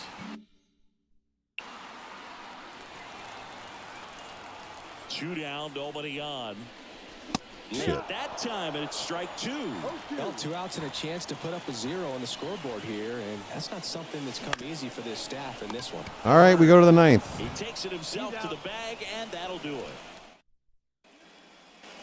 Back now at 3 more outs, buddy. the left fielder, Gavin Sheets. Let's start a win streak. Close one, doesn't get the call. Where was that, Blue?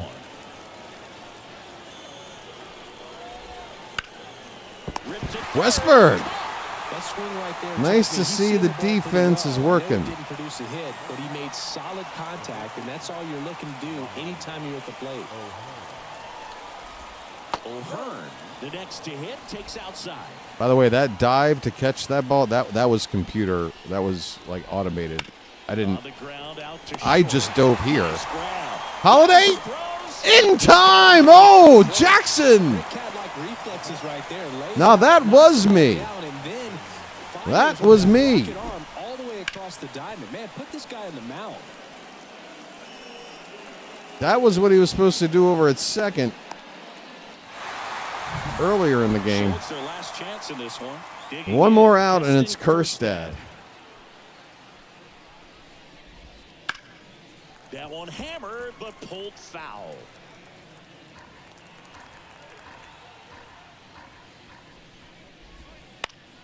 That should do it. Look at that nice little move. Westberg. And the Orioles in the win column. The offense carrying the team today. After a tough first inning for Bradish, he settled down, and the offense came to play. A dozen hits, 10 runs, I think, 4 homers? Did make a couple of errors. 3 and 2 now for Bradish. For Chris Singleton and our entire outstanding crew here at MLB. Bam says O's with the D, but I made 2 errors. Not good. I want to look at this box score. Teoscar, Ward, combined to go, what is that, 6 for 8 with 5 runs and 6 RBI there in the 3-4 spots in the order. Lovely. And then O'Neill helping out with a couple of hits, 3 RBI. 3 guys with 3 RBI on the day. For joining us here this afternoon. And we remind you to please drive home safely. Bradish now with a sub-3 ERA, still after giving up those 4 earned runs. So not his best outing, but he gave us 7 innings and ERA under 3 on the season, looking good. All right. Yep, that's true. That's true. There were errors, but there were also some fine defensive plays. Yeah. Executed by yours truly, of course. Now, are we going to be able to... Oh, boy. So here come the lefties. Because they got Bubic. Are we going to see Reagans as well? Oh, by the way, I saw this just last night after we were streaming together, folks. Or my night, your morning. That Cole Reagans is apparently on the trade block. Kansas City is willing to trade away Cole Reagans. I would like to add him to our list. I don't mind trading what it takes to get a guy like Cole Reagans. I like the cut of his jib. And I've also heard Bubic. Already. I don't know how I feel about Bubic. He seems like a guy that he started off like as a reliever. They stretched him into a starter. I'm just worried about Bubic. I know he's got good stuff. But it's like good stuff to be a reliever with. I don't know if he's going to give you like 170, 180 innings. I don't know. But he's off to a nice start here. 4-1 with a sub-2 ERA. 21-11, 10 games over 500, 2 games up on the Yanks, 2.5 on the Red Sox. Blue Jays are struggling.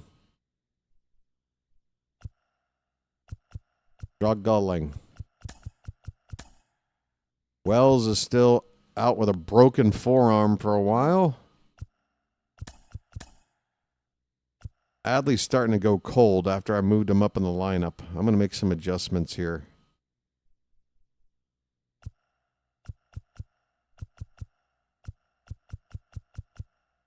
Mayo is still right at about 100 at-bats. He's getting enough at-bats. I feel like I'm splitting up the playing time here pretty well.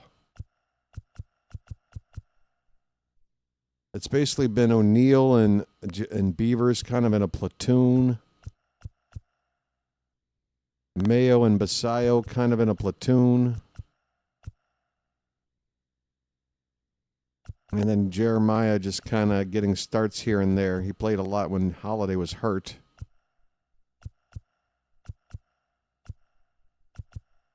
Yeah, I'm going to try to move.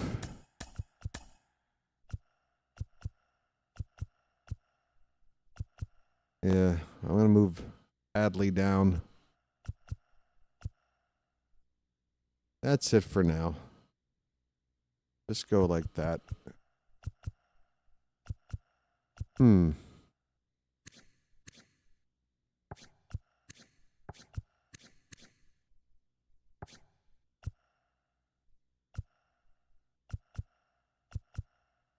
Against righties, Ward actually has more power, and Teo has more speed, which makes me feel like I should flip him. Okay. All right. And over here,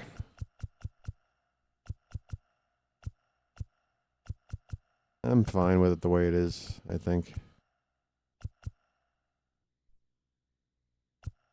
Okay.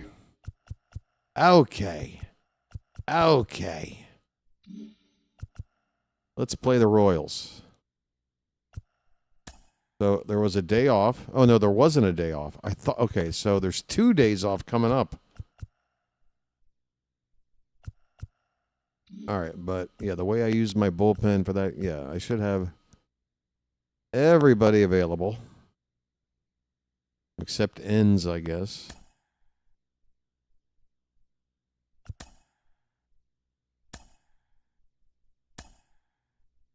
Kansas City going with their City Connects.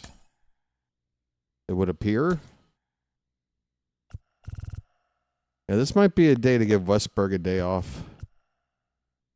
I thought I just rearranged this. Why is this showing me like, oh, against lefties? All right, I'm going to have Jeremiah play. I'm going to play Holiday at third again.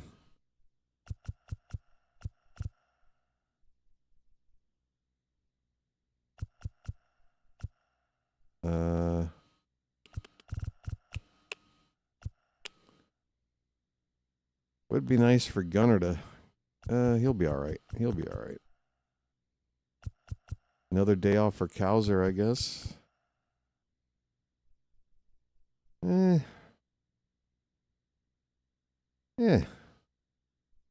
All right. Let's go. The Royals have Marcus Semien on their team. I guess they didn't trade with the Mets, the Rangers. They didn't send Semien to the Mets for Nimmo. They sent him to the Royals for something. Interesting. Righty heavy at the top, lefty heavy at the bottom. Who is John Rave? Never heard of him. Hello, baseball fans, and welcome. It's Major League Baseball. We're in. Oh, and look, it looks like a rainy night. It is raining. The Kansas City Royals. But again, I like hitting in this kind of environment. Right after this. Gray skies, no glare of the sun, no shadows. It's good for me. One night in Bangkok makes a hard man humble. Not much between despair and ecstasy. I feel like Bubic only has like 3 pitches. And this guy really is like a relief pitcher. Yeah, there you go. Fastball, changeup, and a curve. A 3-pitch starting pitcher. And the heater is only 92? What makes him so good? It's got to be the delivery. It's got to be a funky delivery that's hard to pick up.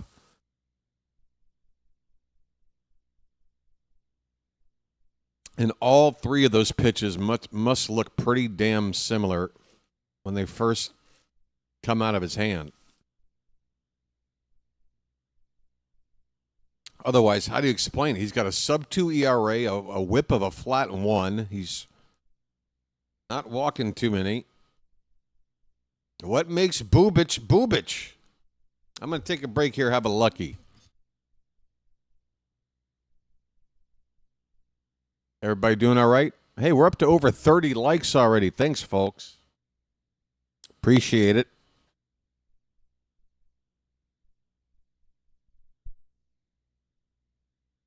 Sorry for the jump scare with my ugly mug filling up the camera. All right, let me open this up back here. Hold on.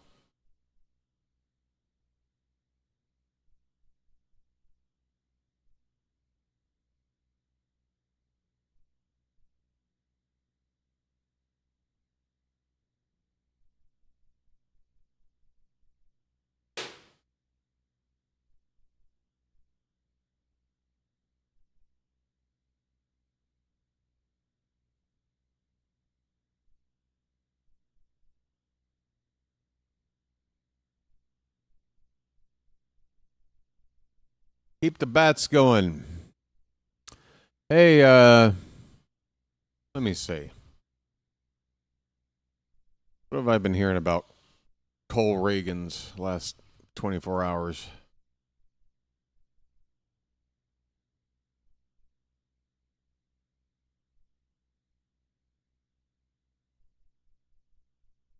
Didn't have a really good ERA this past year at 4.67, but the whip was still solid at 1.18.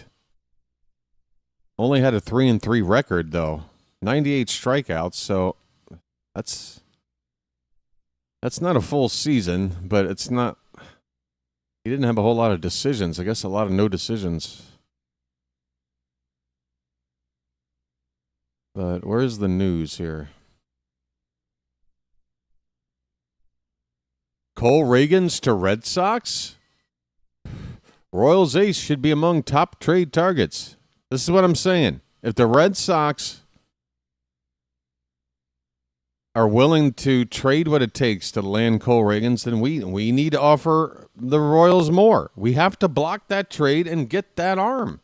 We can't let them pull another Crochet 2 straight off seasons. If that's who Boston wants, then that's who I want.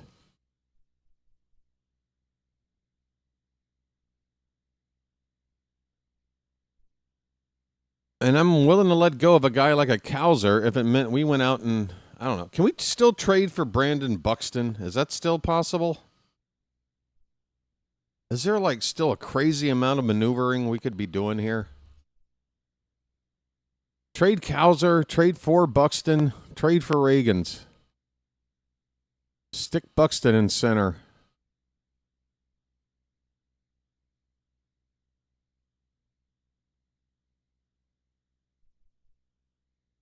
Apparently the Diamondbacks are willing to let go of Ketel Marte. Love a switch-hitting infielder that rakes, but where would we put him, or who's making way for him? I don't think he fits for us. Second, third, short, it's not where we need to worry. Hey, Eric. Don't mind me. I'm just reading some baseball headlines while taking a break.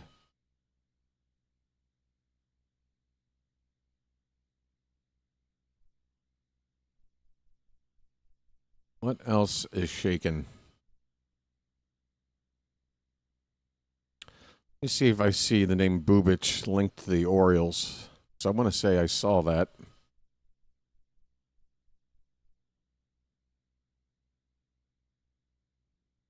Three weeks ago, the New York Times, using The Athletic as a source, reported that multiple MLB teams are interested in trading for Bubic.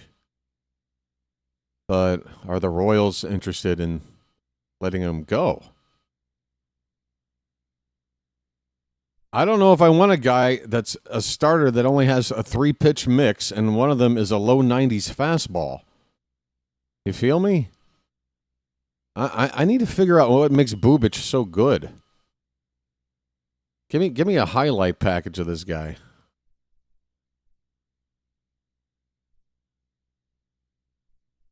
Here we go. Chris Bubic, 2025 highlights.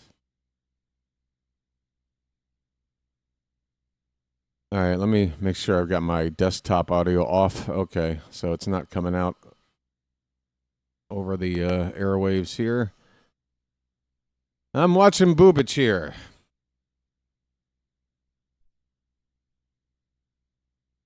All right, bit of a 3/4 arm slot delivery.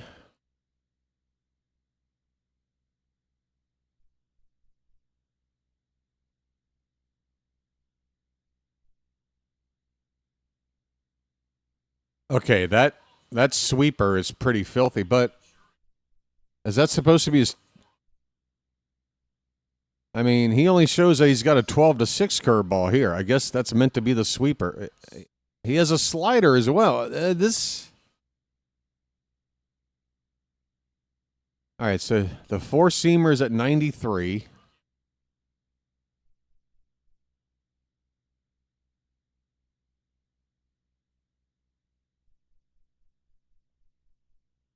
I mean, this was the first start he made. He was facing the Brewers, who, by the way, finished with the best record in the regular season, has a very good offense.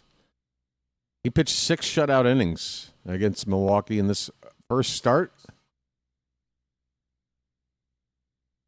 Just 3 hits, 8 strikeouts, 2 walks against the Brewers in his first start. And he threw 95 pitches. Wow. So that is okay. If Bubic can throw 95 pitches, then he's been stretched out. I was worried that he was a guy that could only give you 5 innings, maybe 6, if he was really economical. But if he can throw 95 pitches, he can start. That is good. Oh, here he is playing the Orioles. Okay, I remember facing him. He's striking out Gunnar here badly on a sweeper. Well, he got bailed out by his defense on this one.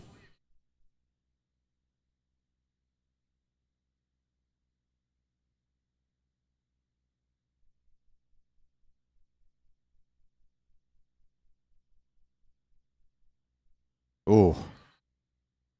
That changeup was nasty.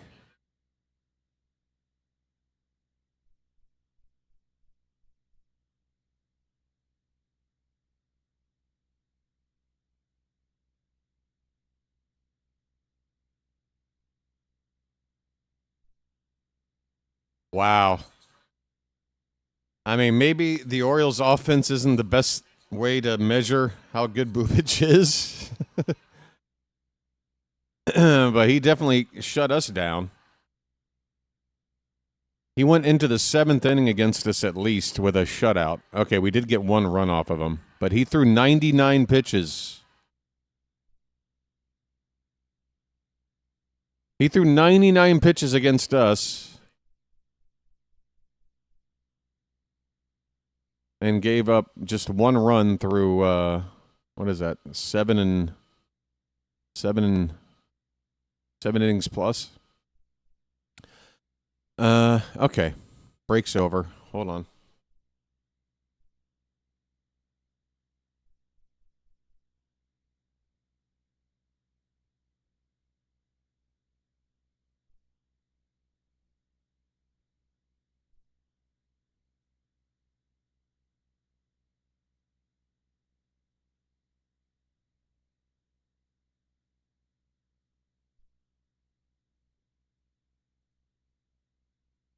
Yeah, we're playing Kansas City right now. Just taking a closer look at Chris Bubic, who is facing us in this game right here. Trying to get a little scouting report, little Cliff's notes on Chris Bubic. All right, am I ready? Hold on, I got...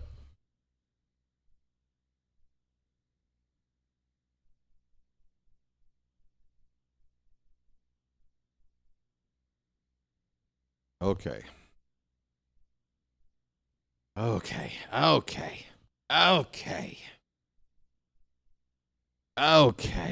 All right, here we go. Well, he's allowing just over one base runner per inning, which is really good, especially for a starter. Let's just see. He pitches from the stretch. 2, 3, maybe even 4 times in a start. So just shows you how deceptive and how effective his stuff is. We'll see if it's that way in this one. The pitch. There's the changeup. Okay. Same arm slot, and he saw that changeup just drop. Okay. Ball one there. For whatever reasons, this is a hitter that performs better in night games. We'll see what he brings in this one. And a pitch. All right. Fights that one away. Still. I don't plan on being late on breaking balls, but that's the first curve I saw. I had to see how much it was going to break. Fouls it back with 2 strikes. This is good. This is giving me a chance to see these pitches. I need to figure you out, buddy. And a pitch. Damn. That was... Don't ask why I didn't swing. And clearly he was looking for something else, anything but the breaking ball. It's a great pitch to hit right there if you're looking for it, and kind of a gift at a 2-strike count. Shut up! You don't have to rub it in, dude. Now it's going to be Gunnar Henderson. Late. Popped in the air, left field. Melendez makes the grab for the second out. All right, let's take a look at the Orioles lineup now. Been a real struggle this year. They're at the very bottom of the league in on-base percentage, and of course, when that's the case, other offensive categories follow suit, Singy. Yeah, Boog. Hey, I might be bottom of the league in on-base percentage, but I'm top of the league in winning record. So in all seriousness, it's not a lot of fun when you're not getting on base, when you're not out. No, it's not fun. At least able to but I'm finding a way. I'm finding a way. Leave me alone. You trade places with him. All that kind of stuff just keeps you excited about the game. That ends the inning, so we take a break. On to the bottom. Who do I have? Kramer. Kansas City. And today's starting pitcher, Dean Kremer. 1-1, 4.31 ERA. That's pretty much Dino.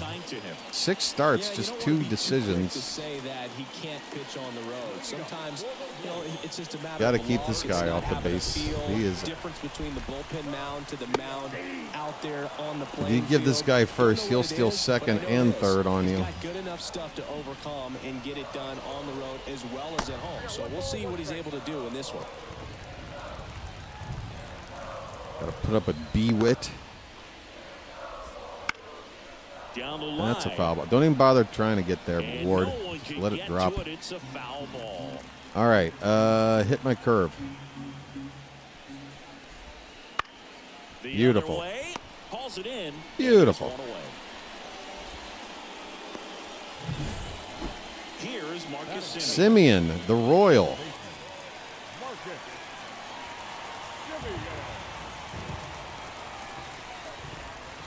Yeah, that skips into dirt. 1 out, base is empty. That one Get the it, other get it. way. Oh, all right. For the second out. All right. It's never fun going back to the dugout after That's hitting Jeremiah one over there. glove, but you will get some high fives. All right, Bobby with 300-plus average, OPS over 900. In this game of baseball, And you can't just put him on base because he will wind up at third before you blink. You just have to put up with him. The pitch. And that one cutting but missing down low. 2 outs, base is empty. There you go. Right side, hard hit. All right, Jackson good first. tosses to first. And Witt is out. 3 up, 3 down, inning over. Nothing doing for the Royals. Scoreless after 1. Teo.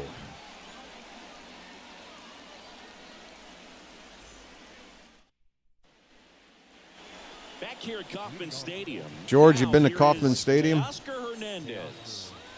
Well, in their win last game, this guy came up with 2 home Yeah, runs. for Obviously considering trying to that keep place the was roll built, what, going in the early here in this 70s? one. Rolled It's softly, held but up that well goes foul. over the years as a nice ballpark. Got its own unique flavor. Love the waterfall. The 0-1. Got the bat going too soon and strike 2.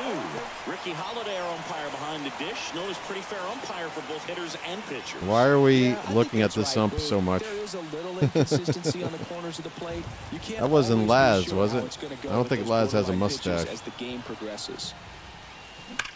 Oh, in the gap. Absolutely belted. In the gap on an 0-2 pitch. And it one-hops the wall.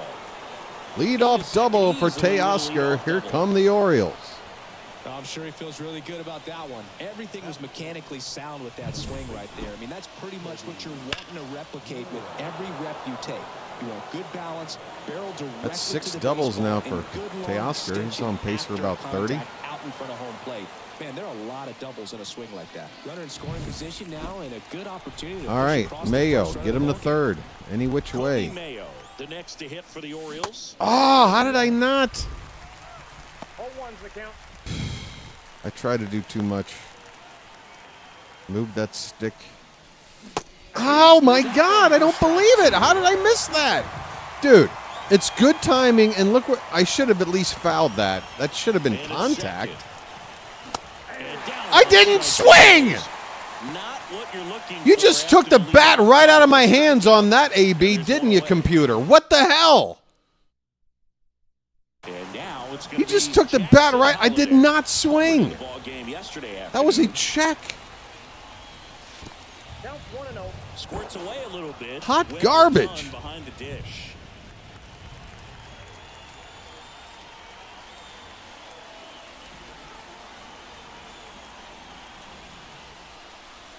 Swings through that one. No score here in the second. Come on, Jackson. Oh, And my this, he was late. Strike 2. Threw that fastball right by him. All slightly kinds of tied up. elevated. Don't Let's throw see it up and the in confidence again, boost for please, this with a guy out there fastball. on I'm the not going to be able to See get if he to it. I continues can to tell. climb the ladder. The 1-2. Swing and a miss, struck him out. So back to wow. strikeouts now, and they still haven't managed to do anything with the leadoff double. Yeah, thanks for letting me know. O'Neill's going to pick him up. Don't you worry. Good job to get 2 outs after that leadoff double. O'Neill's going to pick it up. And just got to execute your pitches, and it's a non-issue.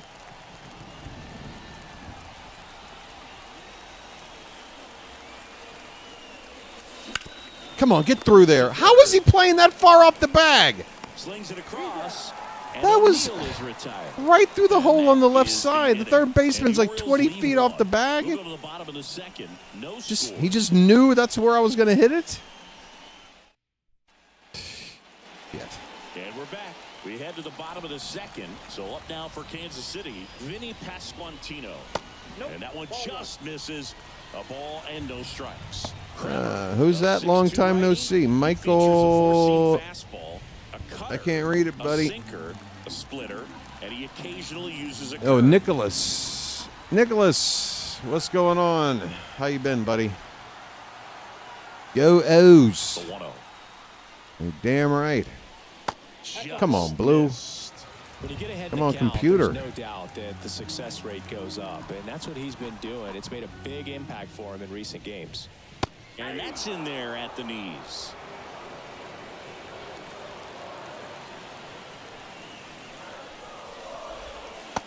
How do you lay off of that pitch? How do you lay off of that splitter? How you just knew it, that's come on. And he walked him. How do you lay? Well, he tried to nibble right there and just missed his spot. Hitter didn't offer at it. Now he has No, I didn't miss my spot. That pitch right there gets called a strike on me every time. Close, but call the ball. Where is that? Where is that? I don't get the high pitch. I don't get the low pitch. And I don't get the outside corner? Where do you want it, Blue? The pitch. Sliced hard but foul. And the righty deals. That's a strike. Perfect. Thank you for giving me the corner. Pasquantino gets his lead at first with nobody out. Beautiful. It's a strikeout.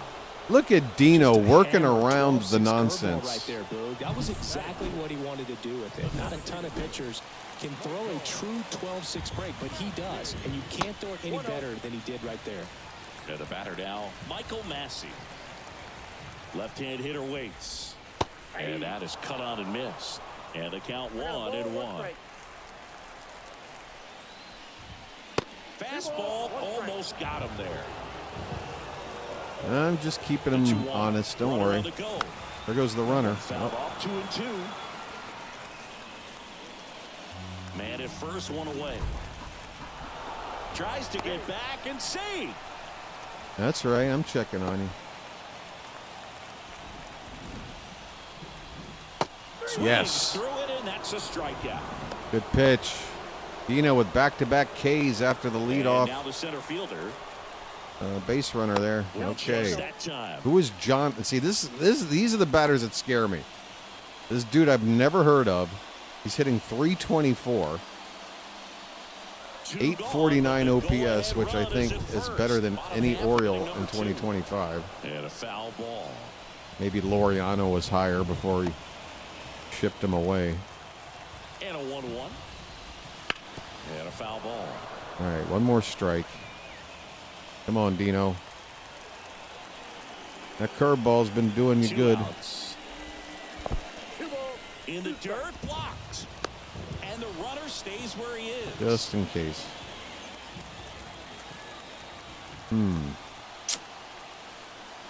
2-2. Blue! Again, why? Why is that a strike on me, but not the other way around? Definitely score it. MJ Melendez waits on deck.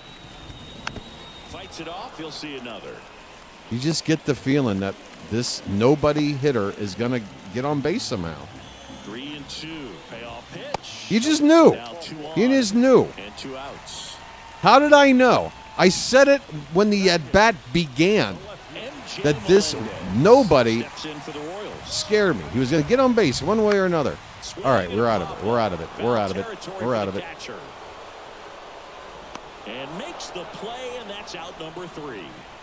Stop messing with me, computer. We'll move to the third with no score.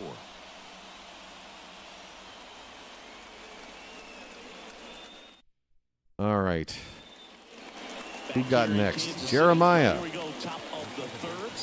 Getting a chance to start. Jeremiah Jackson. And a pitch. Swings through the fastball up in the zone. 0-1. Again, I would take that pitch, but I know it's going to get called a strike on me, so I got to swing. And a big swing and a miss. No ball, 2 strikes. Pitch misses. It's a ball and 2 strikes. At the belt and fires. Good piece of hitting. Nice. All right, leadoff man on. Alex Jackson due up. Any better than that? Couldn't get any air under it, but he smoked that ball back up the middle. Timing was just perfect. Got great wood on it, and Can Jeremiah swipe a base? How hard he hit it. And now a chance to maybe get creative. They're checking on him. Good speed on first. Over to first, and he saved. I'm thinking about trying a little something here. I'm going to show you bunt, but I'm going to bring it back. And they gave me the high strike anyway. Unbelievable.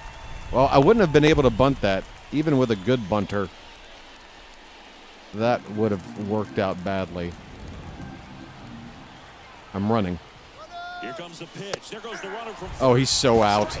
God, it's not even close. What a throw by Salvador Perez. Now, I got to admit, I'm kind of shocked he got caught stealing right there because of how big the lead was over at first base. Catcher doesn't throw very well either, but for whatever reasons, things came together. For whatever reason. Did you hear that? I don't know how he didn't get the base. He had a huge lead. Perez can't throw, but the 0-2. He's out. Swings and misses. Yeah. Couldn't catch up to the heater. Computer shenanigans. So back to the top of the Orioles lineup. Here's Adley Rutschman. Look at that. Bubic is already out of energy. We're in the 3rd inning. He's only thrown 29 pitches. Look at his energy bar. How the hell is he 3-1 with a sub-2 ERA? Well, again, I've been talking like his stamina is a question mark. It certainly is in the video game.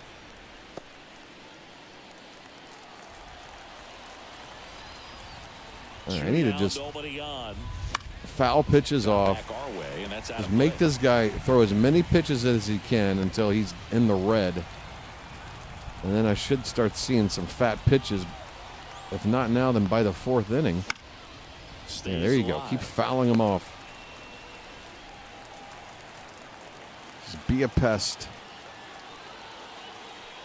The pitch. Knocks that one away, and we'll do it again. Look at Adley. Adley knows the assignment.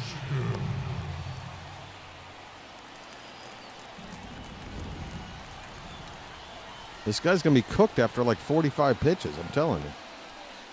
Shit. There's that high gas. Can't take it. Know it's going to be a strike on me. Know it's a ball when I throw it. I hate that pitch. Set for the bottom of the 3rd, and here's the Oh, Grichuk. Wait, do I have a lefty pitching? No. Okay, Grichuk hits lefties really good.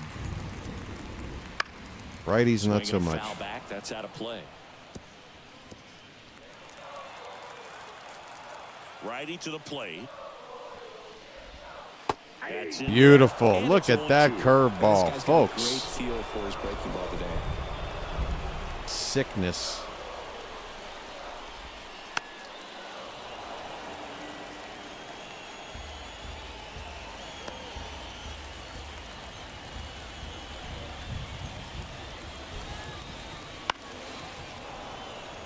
That is a quality 0-2 pitch. All right, chase a little more. How about a curveball low? You really just knew Up and in with a heater. Blue. Blue. Borderline at the top of the zone. And How many pitches, man? Clearly pretty frustrated, so he's going to have to collect himself a little. He's out. I mean, come on. Bounce to the left side. Nice play, Holiday. Throws to first in time. One gone, bottom of the third inning. Back to the top of the lineup. Down the third baseman. Yeah, that curveball is on point today. Now an appeal to first. No swing. He held up. Darryl Parker with the call there.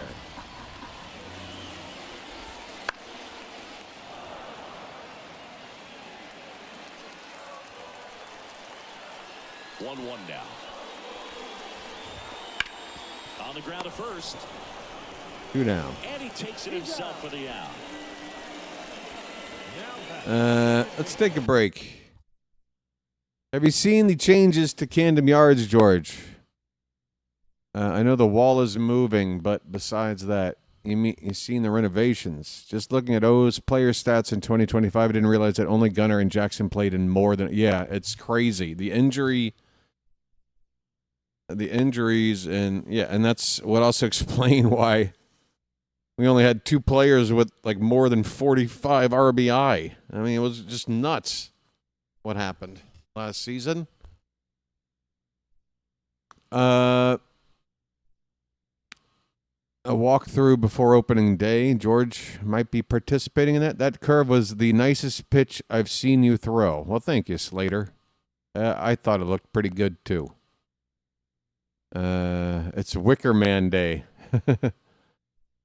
How did it get burned? How did it get burned? How did it get burned?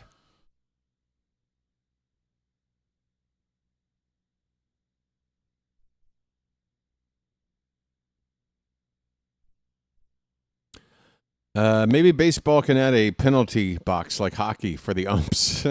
Something. How about we put like an electric shock collar on them? Folks, shock treatment really works. You know, you'd be amazed. You know those like invisible fences with like the electric shock sort of thing that people do with some of their pets? I think it's kind of messed up. But as messed up as it is, it works. It's effective. Like, you don't even need a fence. An animal will be like, all right, I know not to walk past here anymore. Because if I do, it normally hurts. And that is out number 3. On to the 4th, still scoreless. Start of the 4th. All right. Gunnar Henderson. Come on. Gunnar time. The pitch. Swinging a foul over the screen and back out of play. You know, these Orioles, as this game goes on, have to be more disciplined at the plate. So many of their outs have come from weak contact on pitches they're chasing outside of the strike zone. You're saying chasing. They are on the edge. You act like I'm going way out of the zone. I'm not. That one, it's a strikeout. Well, there's a small sigh of relief right there. I mean, just unbelievable. 90 flat, middle up, and I'm late. Guys that have to think about it. From your infielders have to think about that late again. Potentially stealing, but also be in position to make a play. Come on, As an man. outfielder, you're thinking about a base hit to the outfield. This guy's I gotta get down to it quickly nothing. To try to keep this guy from taking an extra base. So I think everyone just a little more relaxed that he didn't reach base. What is the secret to Chris Bubich? The 1-1. Damn! Late! Fouled off. He has 3 pitches, man. Come on. Figure it out. Get down. All right. It'll get down for a hit. So a man aboard now with 1 away. With the way defenders track down balls these days, I mean, both from the infield and in the outfield, there really aren't a lot of base hits on balls hit like Pinch that. nerve. You got a pinch nerve. God, I hate those. I've seen an instance where the Bark shock collar didn't work on the dog. It never learned to be quiet, and it just became torture for the poor thing. Well, yeah. I mean, if using one of those doesn't work like within like a couple of days or so, then yeah, it's. He found a way. Again, I have an ethical issue with it. I think it's. I mean, I don't know. I mean, we've always. It's a weird thing. We brand cattle, you know, or we used to. We don't really have a good track record as human beings of being good to animals, but we've also been responsible for handling animals in such a way in order to advance the human race. And, you know, animal lovers out there have an argument to make, like, why are we, you know, any more deserving or what, like, you know, let's eat some vegetables and leave these animals alone. Whoops. Do I have a point to any of this? Probably not. I want to just score a run, I guess. Shit! How am I missing that so badly? What is Bubic doing that I can't figure out? That's an out. That's another inning wasted. How is Bubic pitching with a perpetually yellow meter after 20 pitches? He's going to get through 5 innings again and qualify for a win if Kansas City scores. Yeah, the umpiring crew are going to pay attention. It's to still how raining. the weather is impacting this game, and the moment it becomes dangerous, I think, is the moment we'll be forced to take a break. Hard hit left side. Zips it across. 1 out in the bottom of the 4th. Well, he's doing a nice job of keeping the ball out of the air. Lets the defense work behind him with another ground ball. Good execution. Branding does not hurt the animals? Vinny Pasquantino. He reached out to walk his first. Ever since branding has been used, even in its earliest forms, it was done in such a way where the animal didn't feel it?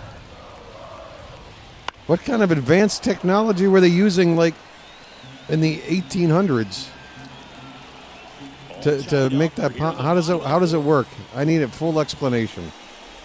I'll admit, I've never been around to brand an animal. But it's just one example anyway. I mean, if you want me to go to a different example of, you know, kind of screwing with animals when it's not even necessarily needed, how about testing cosmetics on them? You know, I mean, I'll use another example, whatever. My point is, sometimes I feel like it's a necessary means to an end in order to advance civilization and everything else. But there's other examples where I feel like we do it when we don't really need to do it, you know, right? Like a lot of things. It's not always one-sided. It's complicated. Yeah, and if we do get a delay, it's an ethical debate. Going to start ticking on these pitchers, and they won't be able to keep their arms warm forever if it's a long break, and going to have to exit this game a little early. That's the ground ball out. We're going to the 5th. No score. And they get Perez for the out. What was the biggest inning we had last game? I think it was 4 or 5 runs.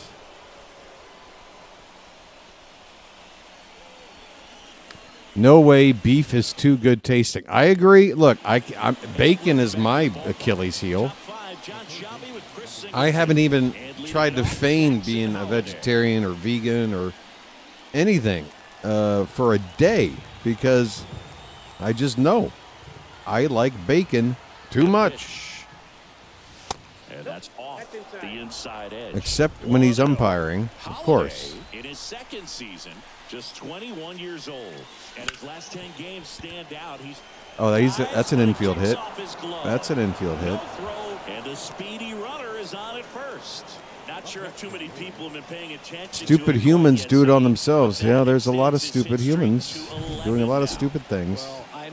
Hey, Jackson's on an 11-game hit streak, folks. And this is when it's clear it's no fluke. 11 games in a row.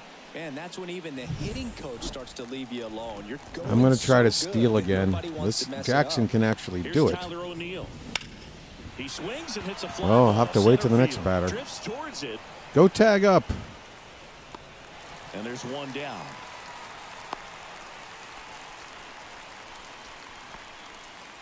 Jeremiah Jackson. Jeremiah.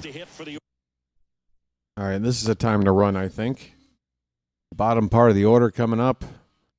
As someone who works in the culinary business, most people do not want to know how. Yeah, exactly. Which, you know, I admit, I've watched plenty of videos about how, you know, certain conditions are deplorable and unnecessarily cruel in order to, you know, get a better bottom line for the business. You know, there's plenty of factories and things out there that could be a little more humane about how you handle and dispose of these animals. And I'm not saying we should all just be eating berries, but can't we find some middle ground here? Maybe not, because all food is way too expensive, at least in the States. You guys probably don't want to wind up paying more if everything was like free range and all that stuff. Orioles. He has no energy left. It's not even the red. His energy is blank. Hello. And there's a foul ball. I didn't realize we were going to get heavy into this topic.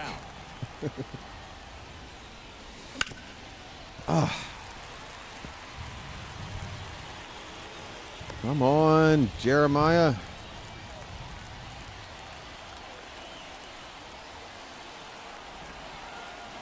The kick in the pitch. Runner goes. Swing and a Well, I struck out, but I stole a base. All right. Alex has a chance of driving a run with 2 down.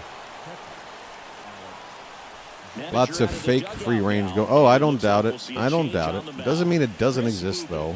Won't go any further. Eddie's responsible for the runner on second, so the book isn't closed. I tell you this, the beef, the Wagyu beef that comes in from Australia in this part of the world, it's so much better than the beef back in the States. I'm sorry. There's plenty of stuff in America that I like.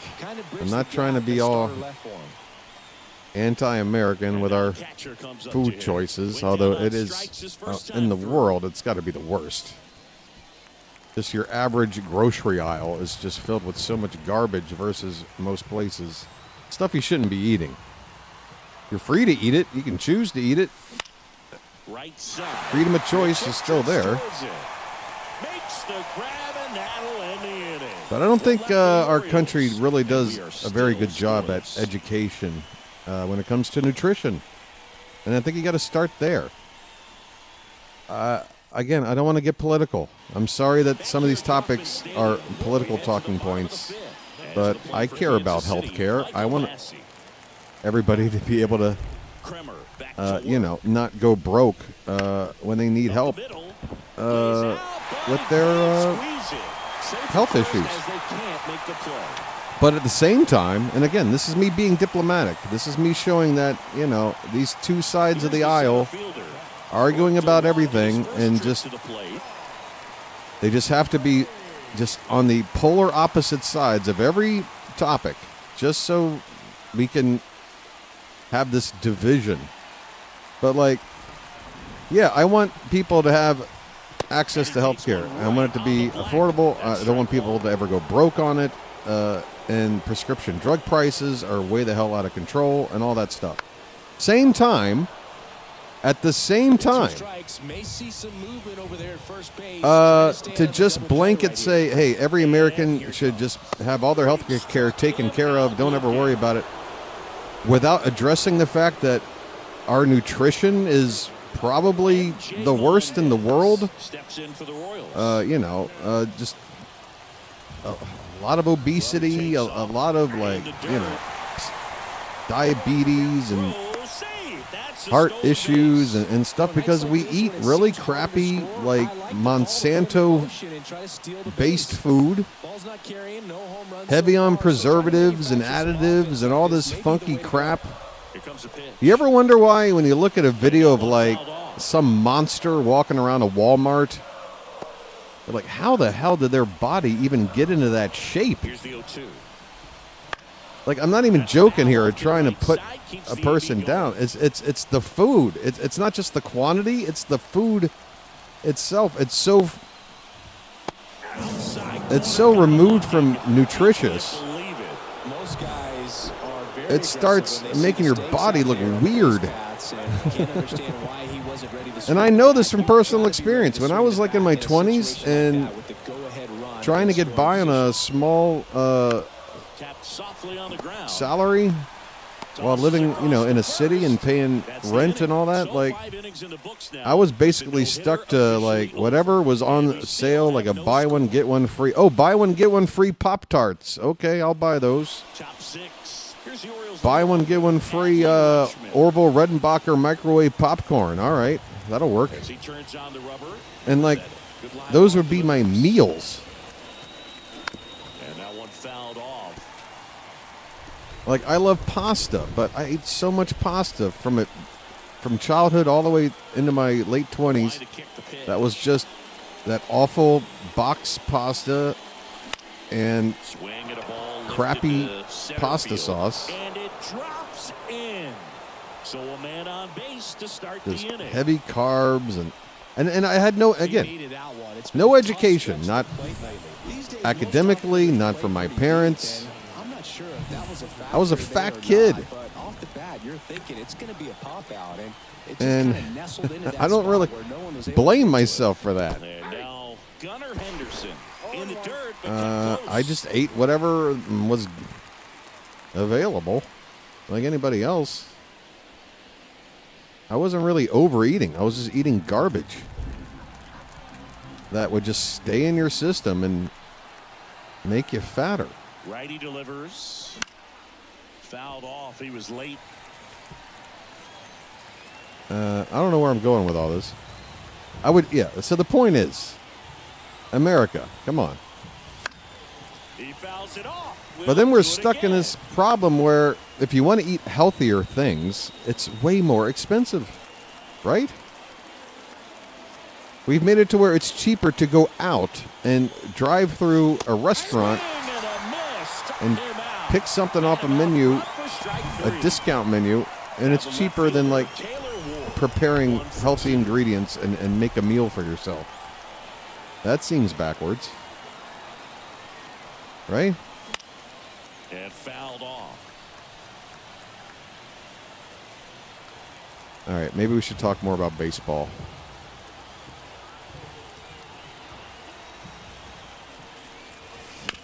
I just noticed Bubich is out of the game, and I just noticed I hit into a double play to end the inning. Bottom of the sixth, no score.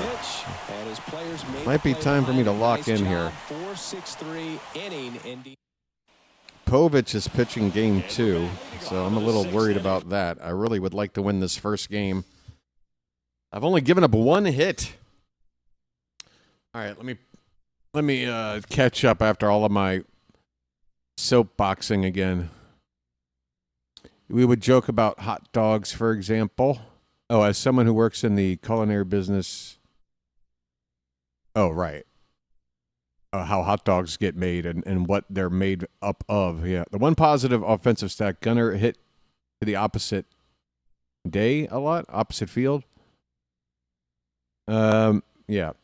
Is it wild to think, George, that the entire team is due for a bounce back seat? I'm telling you, when I saw that proposed lineup with Schwarber in it, and it had like Kowser, and it had Rutschman, and it had Basayo, and I'm just thinking, God, like Basayo's batting 9th in this projected order. Even if we didn't sign Schwarber, if Mayo was in the lineup, it would be Mayo or Basayo batting 9th. And it's just like, God, if these 9 guys hit to their potential, this lineup is already stacked 1 through 9.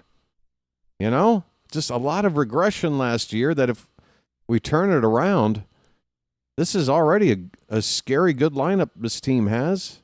We may not have one of the elite hitters, a Judge or whatever, but I'd say 1 through 9, it's pretty damn strong. How is the healthcare there, BW? George, I just pay out of pocket here. I mean, healthcare, it's not like I can pay for Thailand government healthcare. I would just have to pay for a health insurance package that is specially designed for expats. They're out there. I looked into them, but when I know what it costs to pay out of pocket for healthcare here, I just do that, and it's way cheaper than any kind of insurance you're ever gonna anything America is doing when it comes to healthcare. I can tell you that. And again, I'm not trying to sound all bitter about it, but it is something very important to me, and I think a lot of people out there. I'm really it's one of the reasons I live over here. I'll be perfectly honest. I have a medical condition pre-existing, a neurological disorder, and then I had a heart attack while I was living here. Thank God I was here for that, because I would have gone broke, even with insurance, had I had the heart surgery and recovery and all the stuff I needed to pay for after the heart attack. I was able to absorb that cost by living here. And how can I not be eternally grateful for that? And again, that's all I want in this life. I just want to live a quiet life, be a decent citizen, try to leave the world a slightly better place than it was than when I got here, and not make it any worse. Try to make friends, try to make somebody smile every day.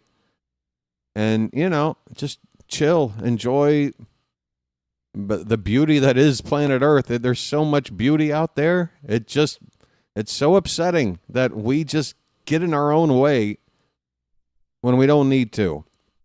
What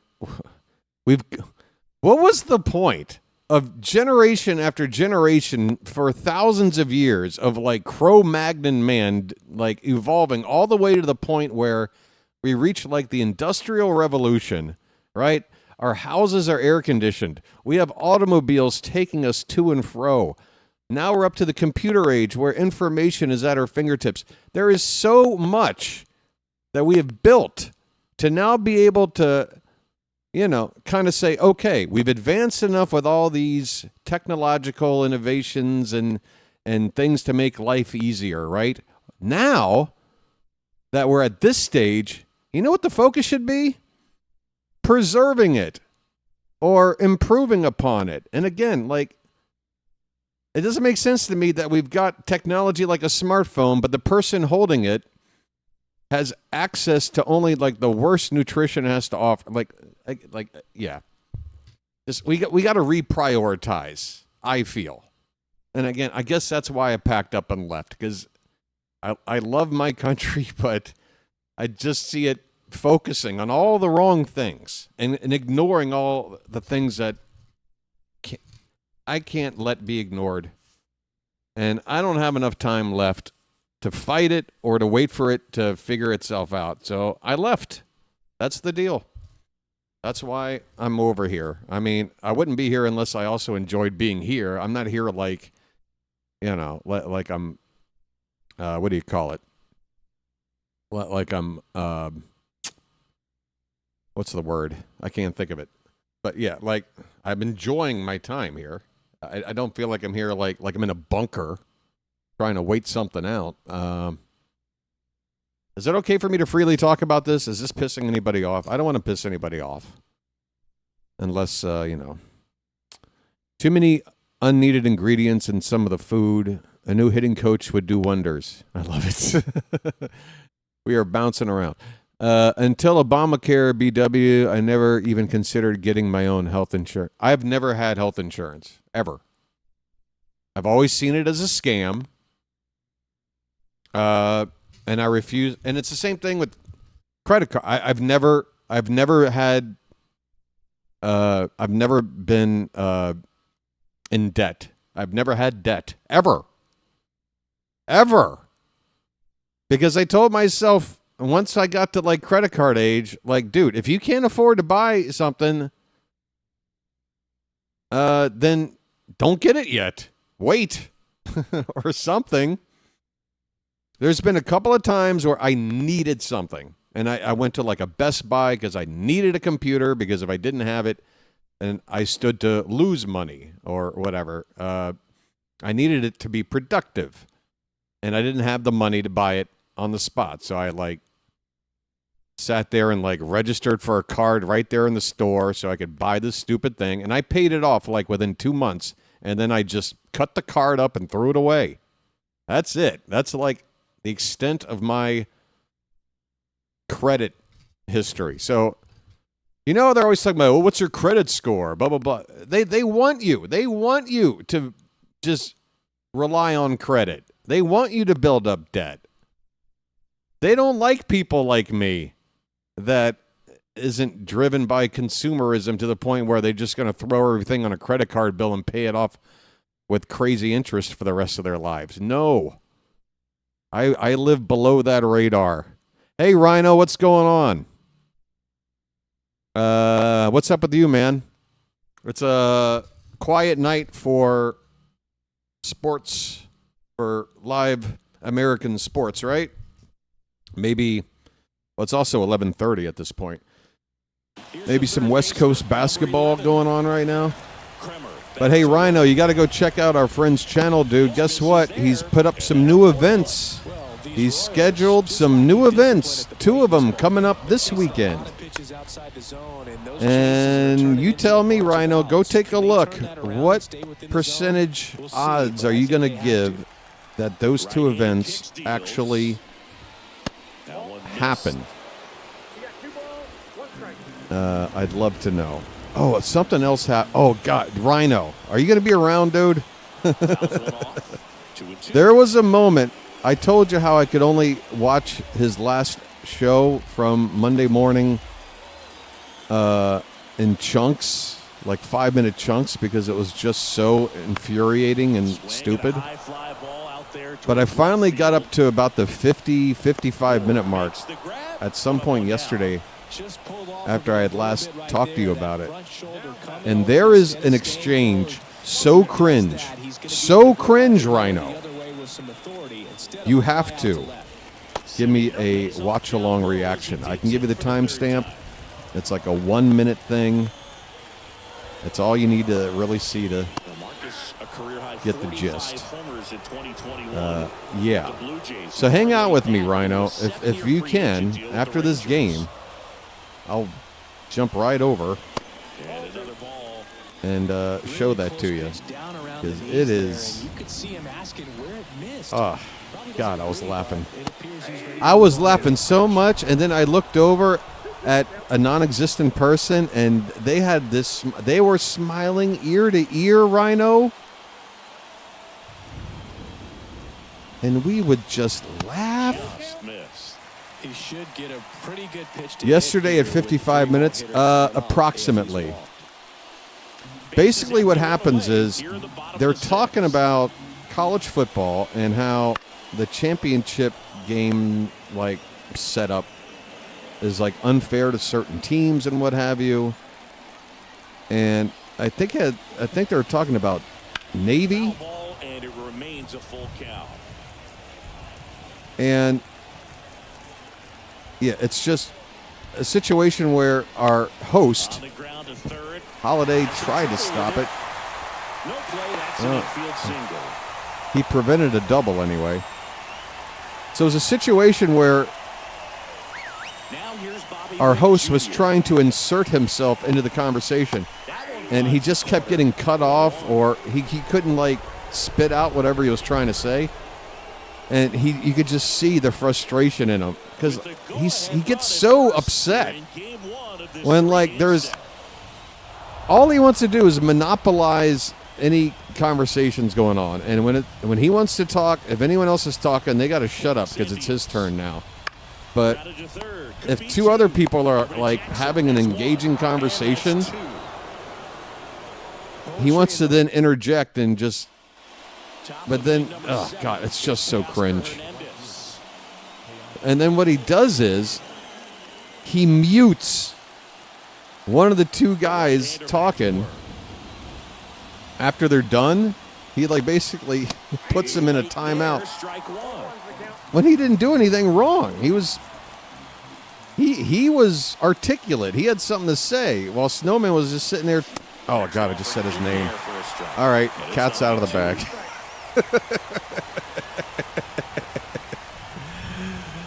Oh my God, this dude, look, man. I'm not trying to make it my life's work to just Joan on you. God, I haven't used the word Joan since like the 80s, but I don't know how else to call it. But dude, like, how do you set up 6 live events for a weekend, no show all of them, make no mention of it in a community post or on your Monday morning show? You just act like that didn't even happen.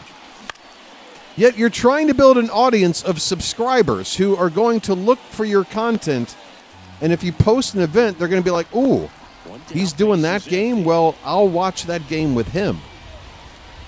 I'll make that plan, and then the event comes around, and you just don't show up, and you don't provide an explanation as why you didn't show up. And now it's 1-2. How do you expect people to keep coming back if you do that, dude? That's what I don't understand about this guy. Hey, everybody but Rhino listening to me talk about this, I'm sorry. I know it's completely, like... Keeps the at-bat going with a foul ball. What do you call it? All tied up. Yeah, I know you don't know what I'm talking about. But I can't help but talk about it, man. It's nuts. There's a guy running a YouTube channel, really running more than one YouTube. I mean, this guy casts the largest net conceivable to try to make something work. Nothing is working. And Mayo strikes out. Wow. Am I going to score a run here? Seth Lugo is giving me problems. Isn't he? Shouldn't he be starting? Hey, there's Holiday. Okay. 2 out knock. And that's down. A base hit. And that keeps the inning alive. Went up there looking to be aggressive and got something he could handle. Yeah, so, and just the body language, Rhino, in that area I'm talking around, 54-minute mark, 55, just look at him. He's like burying his head in his hand. He looks like he'd rather be doing anything else. And I'm thinking to myself, Mr. 30 years of professional broadcast experience, if you look this bored and uninterested while other people are talking, what do you think your audience is feeling about it? Shouldn't that be a red flag for you? That your content is a mess. I've never seen so many people gathered in one space talking over each other. What a catch. Man, I'm getting screwed. That would have been the first run on the board. 2 out double to the right center field gap. If it weren't for this catch. 6 hits through 7 innings without a run. All right, Rhino's going to come back and give me an update. Oh, I need to get somebody up. We're in the 7th inning. Kramer's in the yellow. 80 pitches.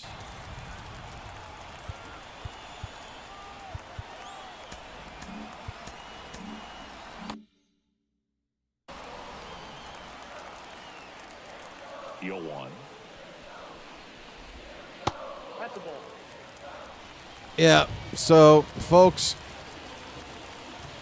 you know, when I was an aspiring filmmaker in my younger years, I love to watch bad movies because to see something made, like, not just bad, like, oh, this plot stinks or this acting is bad, but just like the technical things, the editing, the sound design or lack thereof. I mean, just everything. Shot compositions, whatever. I love to watch a terribly made movie because you can learn a lot from a terribly made movie. you're into trying to make something good. You can learn from the things that are bad. You feel me? And I feel like with this particular YouTube channel, I'm fascinated by what this guy is doing because it's all just the worst decisions. None of it ever works out. There's so many excuses made and bullshitting going on with this guy. I just have to watch the train wreck. I have to learn what not to do, how not to handle things if things aren't going well. He is giving me a lot of lessons with that. And that's all I'll say about it. I'll move on. Okay. Can we get Perez out? Nice. Now 2 out. Did I watch some mystery? I did.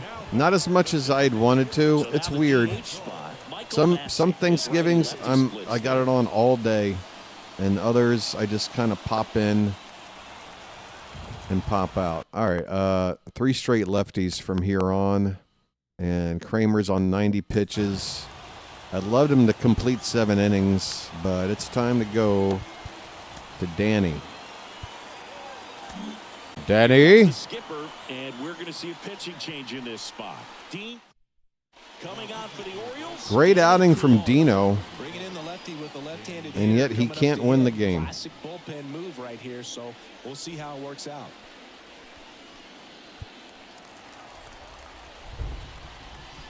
That one finds the zone. That's strike 1. Already a quarter to midnight. That's down and in. Around a quarter to 9. 2 outs. Swinging a foul straight back.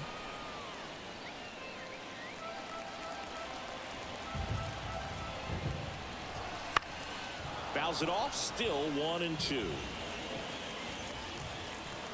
2 down. Nobody on. Fights that one away. Still 1-2. Oh, I don't like that location. I don't like that location. Oh, hey, Teo. Thank you. You got there, buddy. Thank you. All right, we got 2 innings left. I just need to scratch 1 run here, man. Come on. Seth Lugo, though. They brought in another starter. This is like facing Sonny Gray twice when I was playing the Cardinals. It's not fair.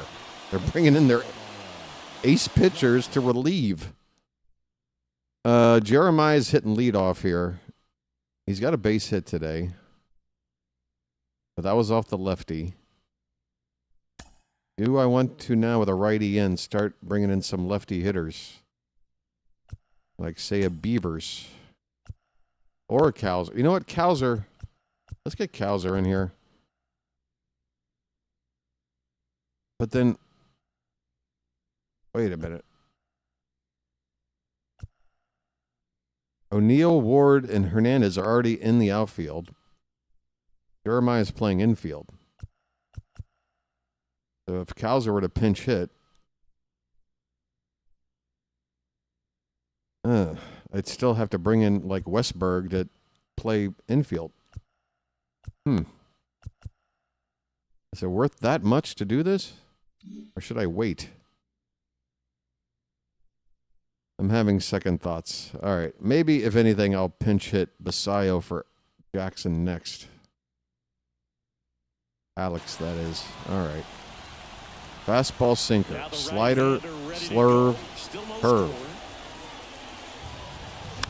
Oh, how did I not? Where? That's all I get from that swing?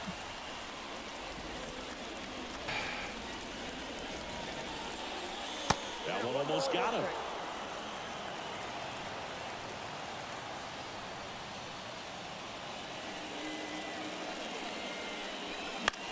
Get over the head. Get over the head. Yes. Oh, that just got over the glove. Wow. Okay, perfect. Okay, terrific. All right, you know what I'm going to do? I need to, come on, we got to play some small ball here, man. I need a guy that can get a bunt down. And then I'll bring in Basayo to... Cowser can lay down a bunt. Can he? And then maybe I can keep him in the field and make it like a double switch kind of a thing. Huh. Actually, Beavers has a better contact. Yeah, I'm going to use Beavers just to lay down a bunt. Let's see if it works. Swing on that one as he ripped it into the opposite field gap, and I'm sure he's going to be watching that one back on video because that's the kind of swing you want to bottle. So many positives that led to that knock. Jeremiah. And that will give Adley and Gunnar each a crack to drive in this run. All right. Can you get a bunt down, Dylan?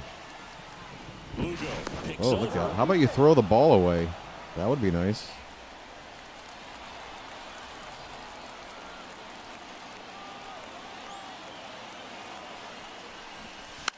Oh, it's foul. Damn. That would have been perfect if it stayed fair right there.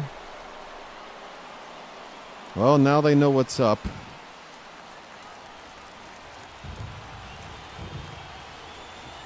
Might as well show early. Left-hand batter waits. Bunted back towards the mound. That'll do it. That'll do it. Not a great bunt, but enough. That's a good piece of hitting right there. The job was That's a good piece of hitting. I don't. That's a. That's a little generous. They got the job done. Okay, 2 cracks. Next is the DH, a switch hitter, Adley Rutschman, 1 for 3. Slides hard, but foul down the left side. As a pitcher, you know the 2 runner cracks. on second is ready to push things with his speed. A base hit's probably going to be a big run. So Look out. Really Oh, he threw it away. Get up. No. Don't go. Don't go. Took you too long to get going. Damn, he could have been at third with 1 out. We're at the top of the 8th. Oh! I felt like I got it. Come on, Travel. Yes! Run!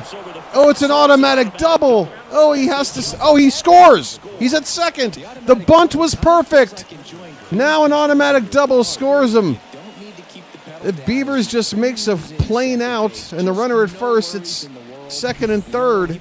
Instead, we've got the lead here in the 8th. Okay. Okay, terrific. 2 lefties, and then I'll bring in Cano, I guess, for Grichuk. And then Suarez for the 9th. Let's go. Gunnar, come on. Keep the line moving, buddy. Great swing from Adley there. Now here is Gunnar Henderson. Up the middle. Base hit. Adley. Haul ass. I'm testing the arm. Oh, the throw's offline. Gunnar to second. 2-0 Baltimore. Let's go.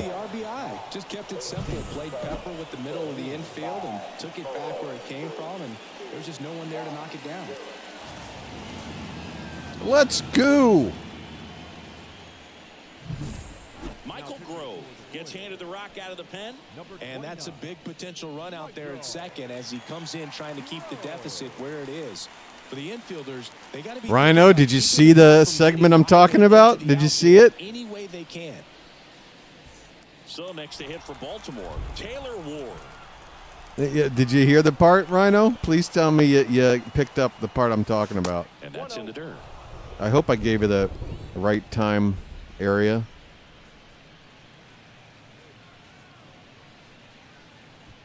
Yeah. Can he stop with the just start your show and just end your show?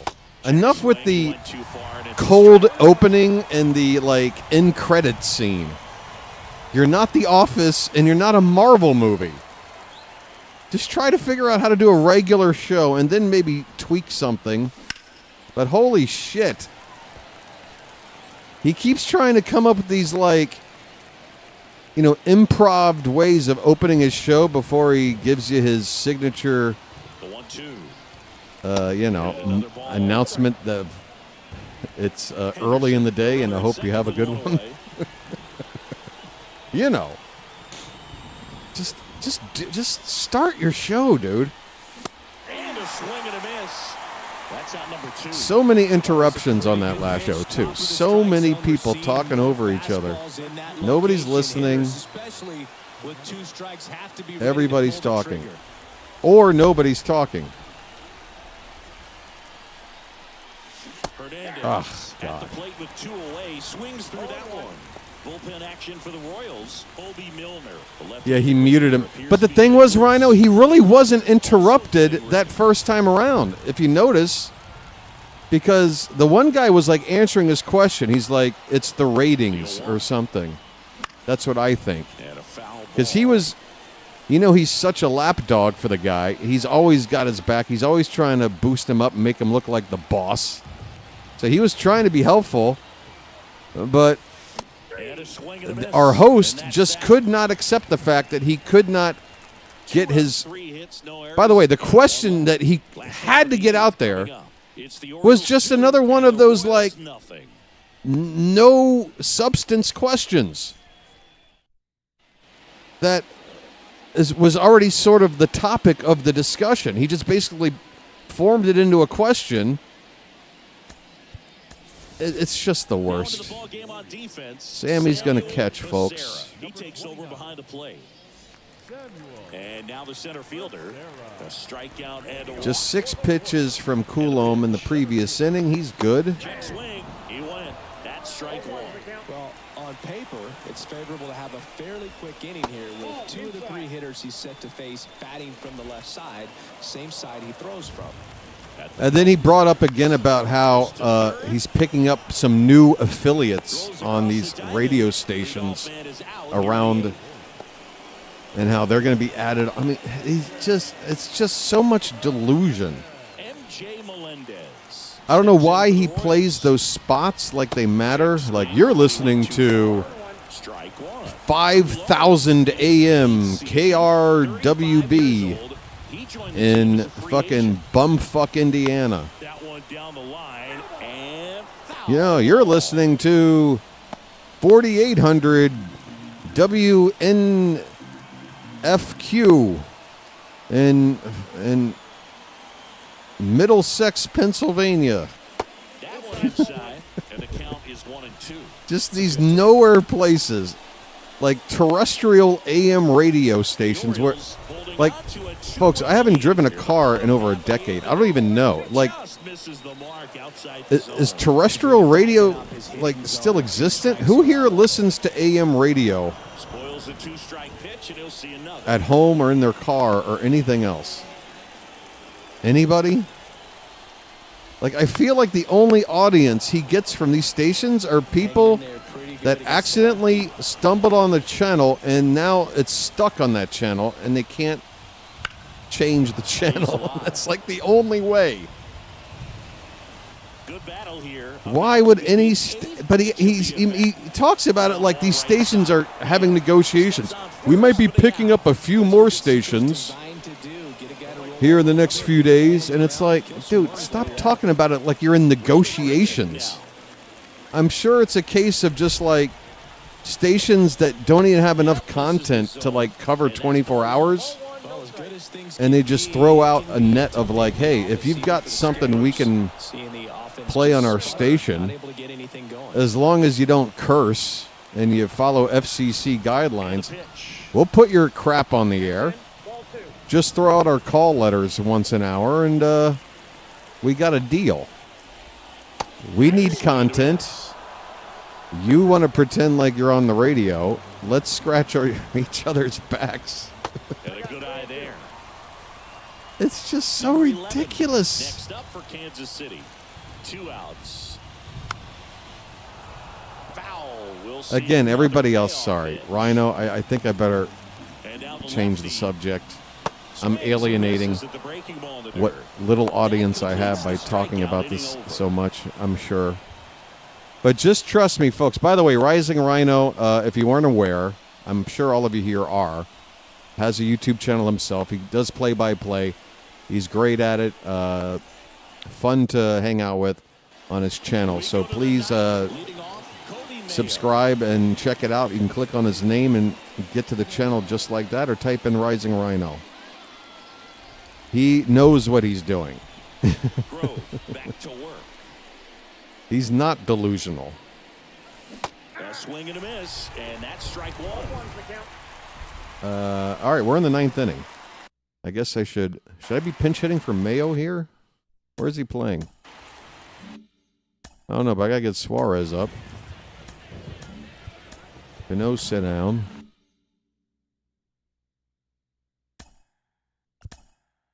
Mayo's at first. Well, let him swing. He needs the AB. Kicks and fires. Swing and Now, Rhino, I know you're joking, man, but dude, don't act like averaging like 60 new subscribers a day or whatever you've been on for like a solid 3-4 months straight. Is it incredible? Dude, you've gone from having less subscribers than me a few months ago to doubling my sub count, apparently by Super Bowl Sunday. I'm happy for you. I got a feeling my feelings about your channel right now is probably what you were feeling about my channel in its first season, going, oh, I'm happy to see him succeed, but why the hell is he doing this well? No, you're doing exactly what you deserve, man. I'm just like thinking, wow, if that's possible, how do I tap into that kind of growth? And I know what you're thinking, call more games. That's true. I could call other sports and do a shittier version. I don't know. I don't know what to do. It's going nuts. It's a lot of fun. Yeah, season 1 of my channel, dude, I was having so much fun. The Orioles, up until the All-Star break, were, you know, a team looking like the previous 2 years, a team destined for October, and they did get there. But in the second half, things started to slip a bit. But, yeah, my channel was just crushing it. 35, 40 subs on a night. And that's just doing Oriole games. It's good speed at the top of the order here. You want to get it on. And now it's, you know. Maybe get around the bases and pick up a run.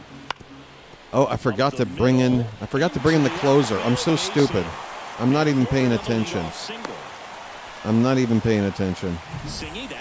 That could absolutely cost me the game. That one pitch. New arm out of the bullpen, Robert Suarez. And he's probably going to steal. I can't even worry about him running. Oh, my. Okay, a one pitch out. That's good. And Simeon is out. And there's one away. Wait a minute. I don't want O'Neill and Beavers and Wright. Don't I have Cowser still on the bench? Okay. All right. Thanks for laying that bunt down there. Where are you? Oh, he pinch hit. Oh, okay. So it's Teo Ward. All right. I'm going to put Cowser in for Ward. He's 2 outs away. And move him to center.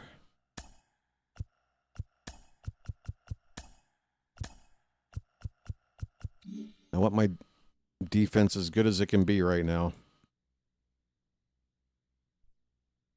All right, here we go. This is the game, man. B. Witt and Pasquantino and Sally Perez. Garcia on at first. 2 more outs. 3 with 3 ground outs. And that one missing low.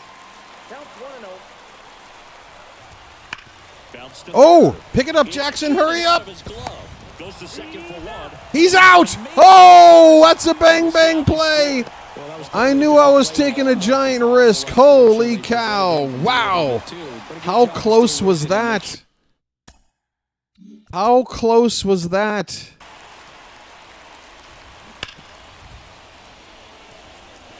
A bobble, and he still goes. I mean, Garcia is fast, folks.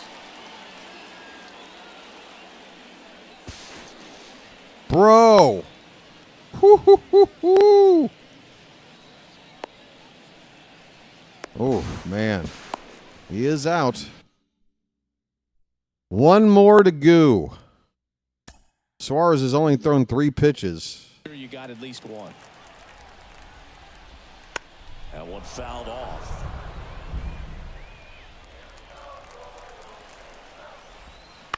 Here's a Come on, Gunner.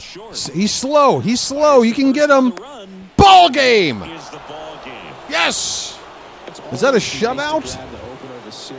Did I just shut out the Royals on the road? You bet I did. Let's go. We're back on a win streak, folks. In fact, they looked like they were playing a home game. Excellent job to set the tone for this series. 2-0 your final. Back to 11 games over 500, I believe. How many saves is that now for Suarez? It's been a while for him. 15. Our final line score tonight. First for the victorious 9 hits, 1 per inning. That's fine. No errors. They left 6 runners on base. The offense looks like it's starting to get on track. No runs, 3 hits, no errors. They left But guess what, folks? It's after midnight. time of the ball. It's time to wrap this stream up. 3 hours for 2 games. I really know how to stretch 2 games out into 3 hours. The small ball run. Yes.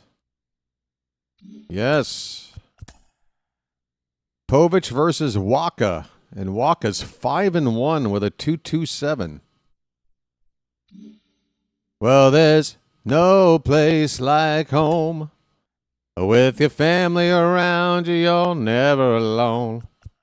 Hey, if you know, you know. 2.27. The Orioles are now 22-11. 2 wins for every loss. That is on pace to go 108-54 on the season. How can you complain? The Yankees and Red Sox still win. Red Sox have won 9 out of 10. I have to keep it up, folks. Every win matters, and try to build enough of a lead to absorb the occasional losing streak. That's the idea. Povich for the next game. Wow, 7. Do I want to think about using McDermott to start over Povich? That first start for him really went bad. And I know I haven't been using McDermott. He's got full strength. I mean, he hasn't been fantastic either, but who's down on the farm? Brandon Young is up to a 71 rating.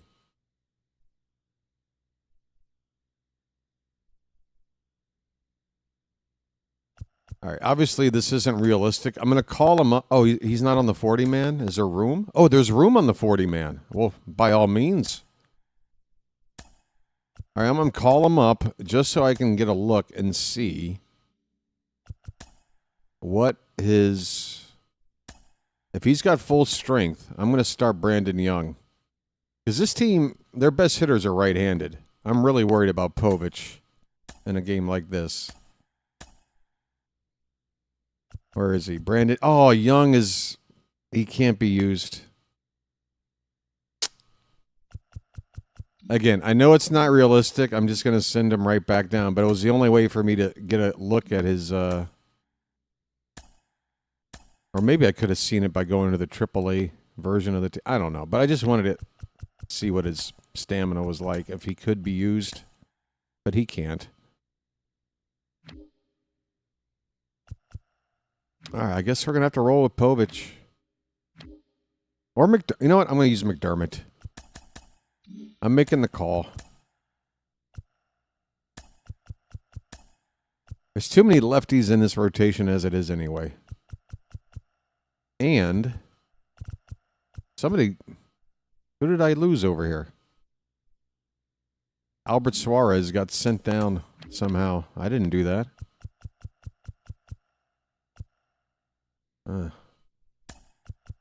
Okay. Everybody back where they need to be? We good?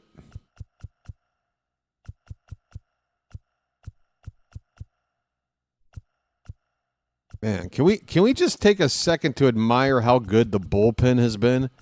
Barlow, 4-0, 18 innings with an ERA of 1.5, 24 strikeouts in 18 innings with a .78 whip.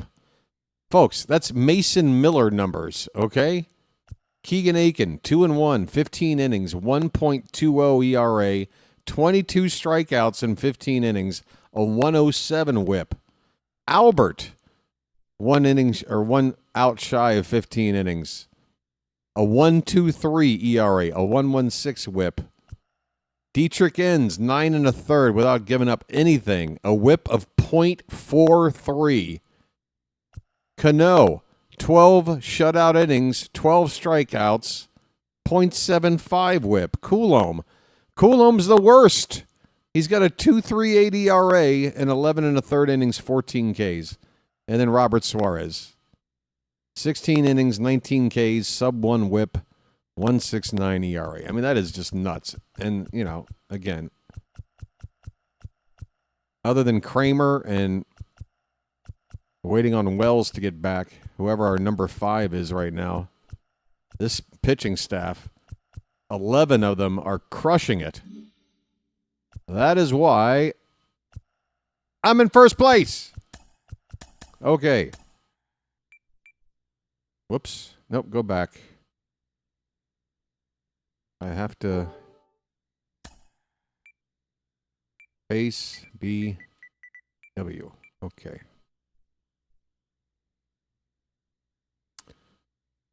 And yeah, we are into May, folks. We're coming up on my birthday here. Who do I play on my birthday? The Yankees? Hell yeah. Oh, but folks, we are what? 1, 2, 3. By next week, we're going to be seeing a lot of Oriole Yankee games, man. 7 games in a 10-game stretch after about another 3 or 4 nights of streaming. That should be some. I mean, that's why. It's a 1.5 game lead right now. You want to get that lead as much as you can because head to head, things could get ugly. Things could get ugly. All right. That's all I got, folks. I can't exhaust any more content out of this nonsense than I have already. I've enjoyed hanging out with you. I hope you'll come back tomorrow night, 9 p.m. Eastern. That's the plan. If I don't show up, I apologize in advance, but I plan on being here, okay? That's it. Have a good night, everybody. Tip your bartender. Take care. This has been the Bird Watcher, and I'll chirp at you later. Bye-bye.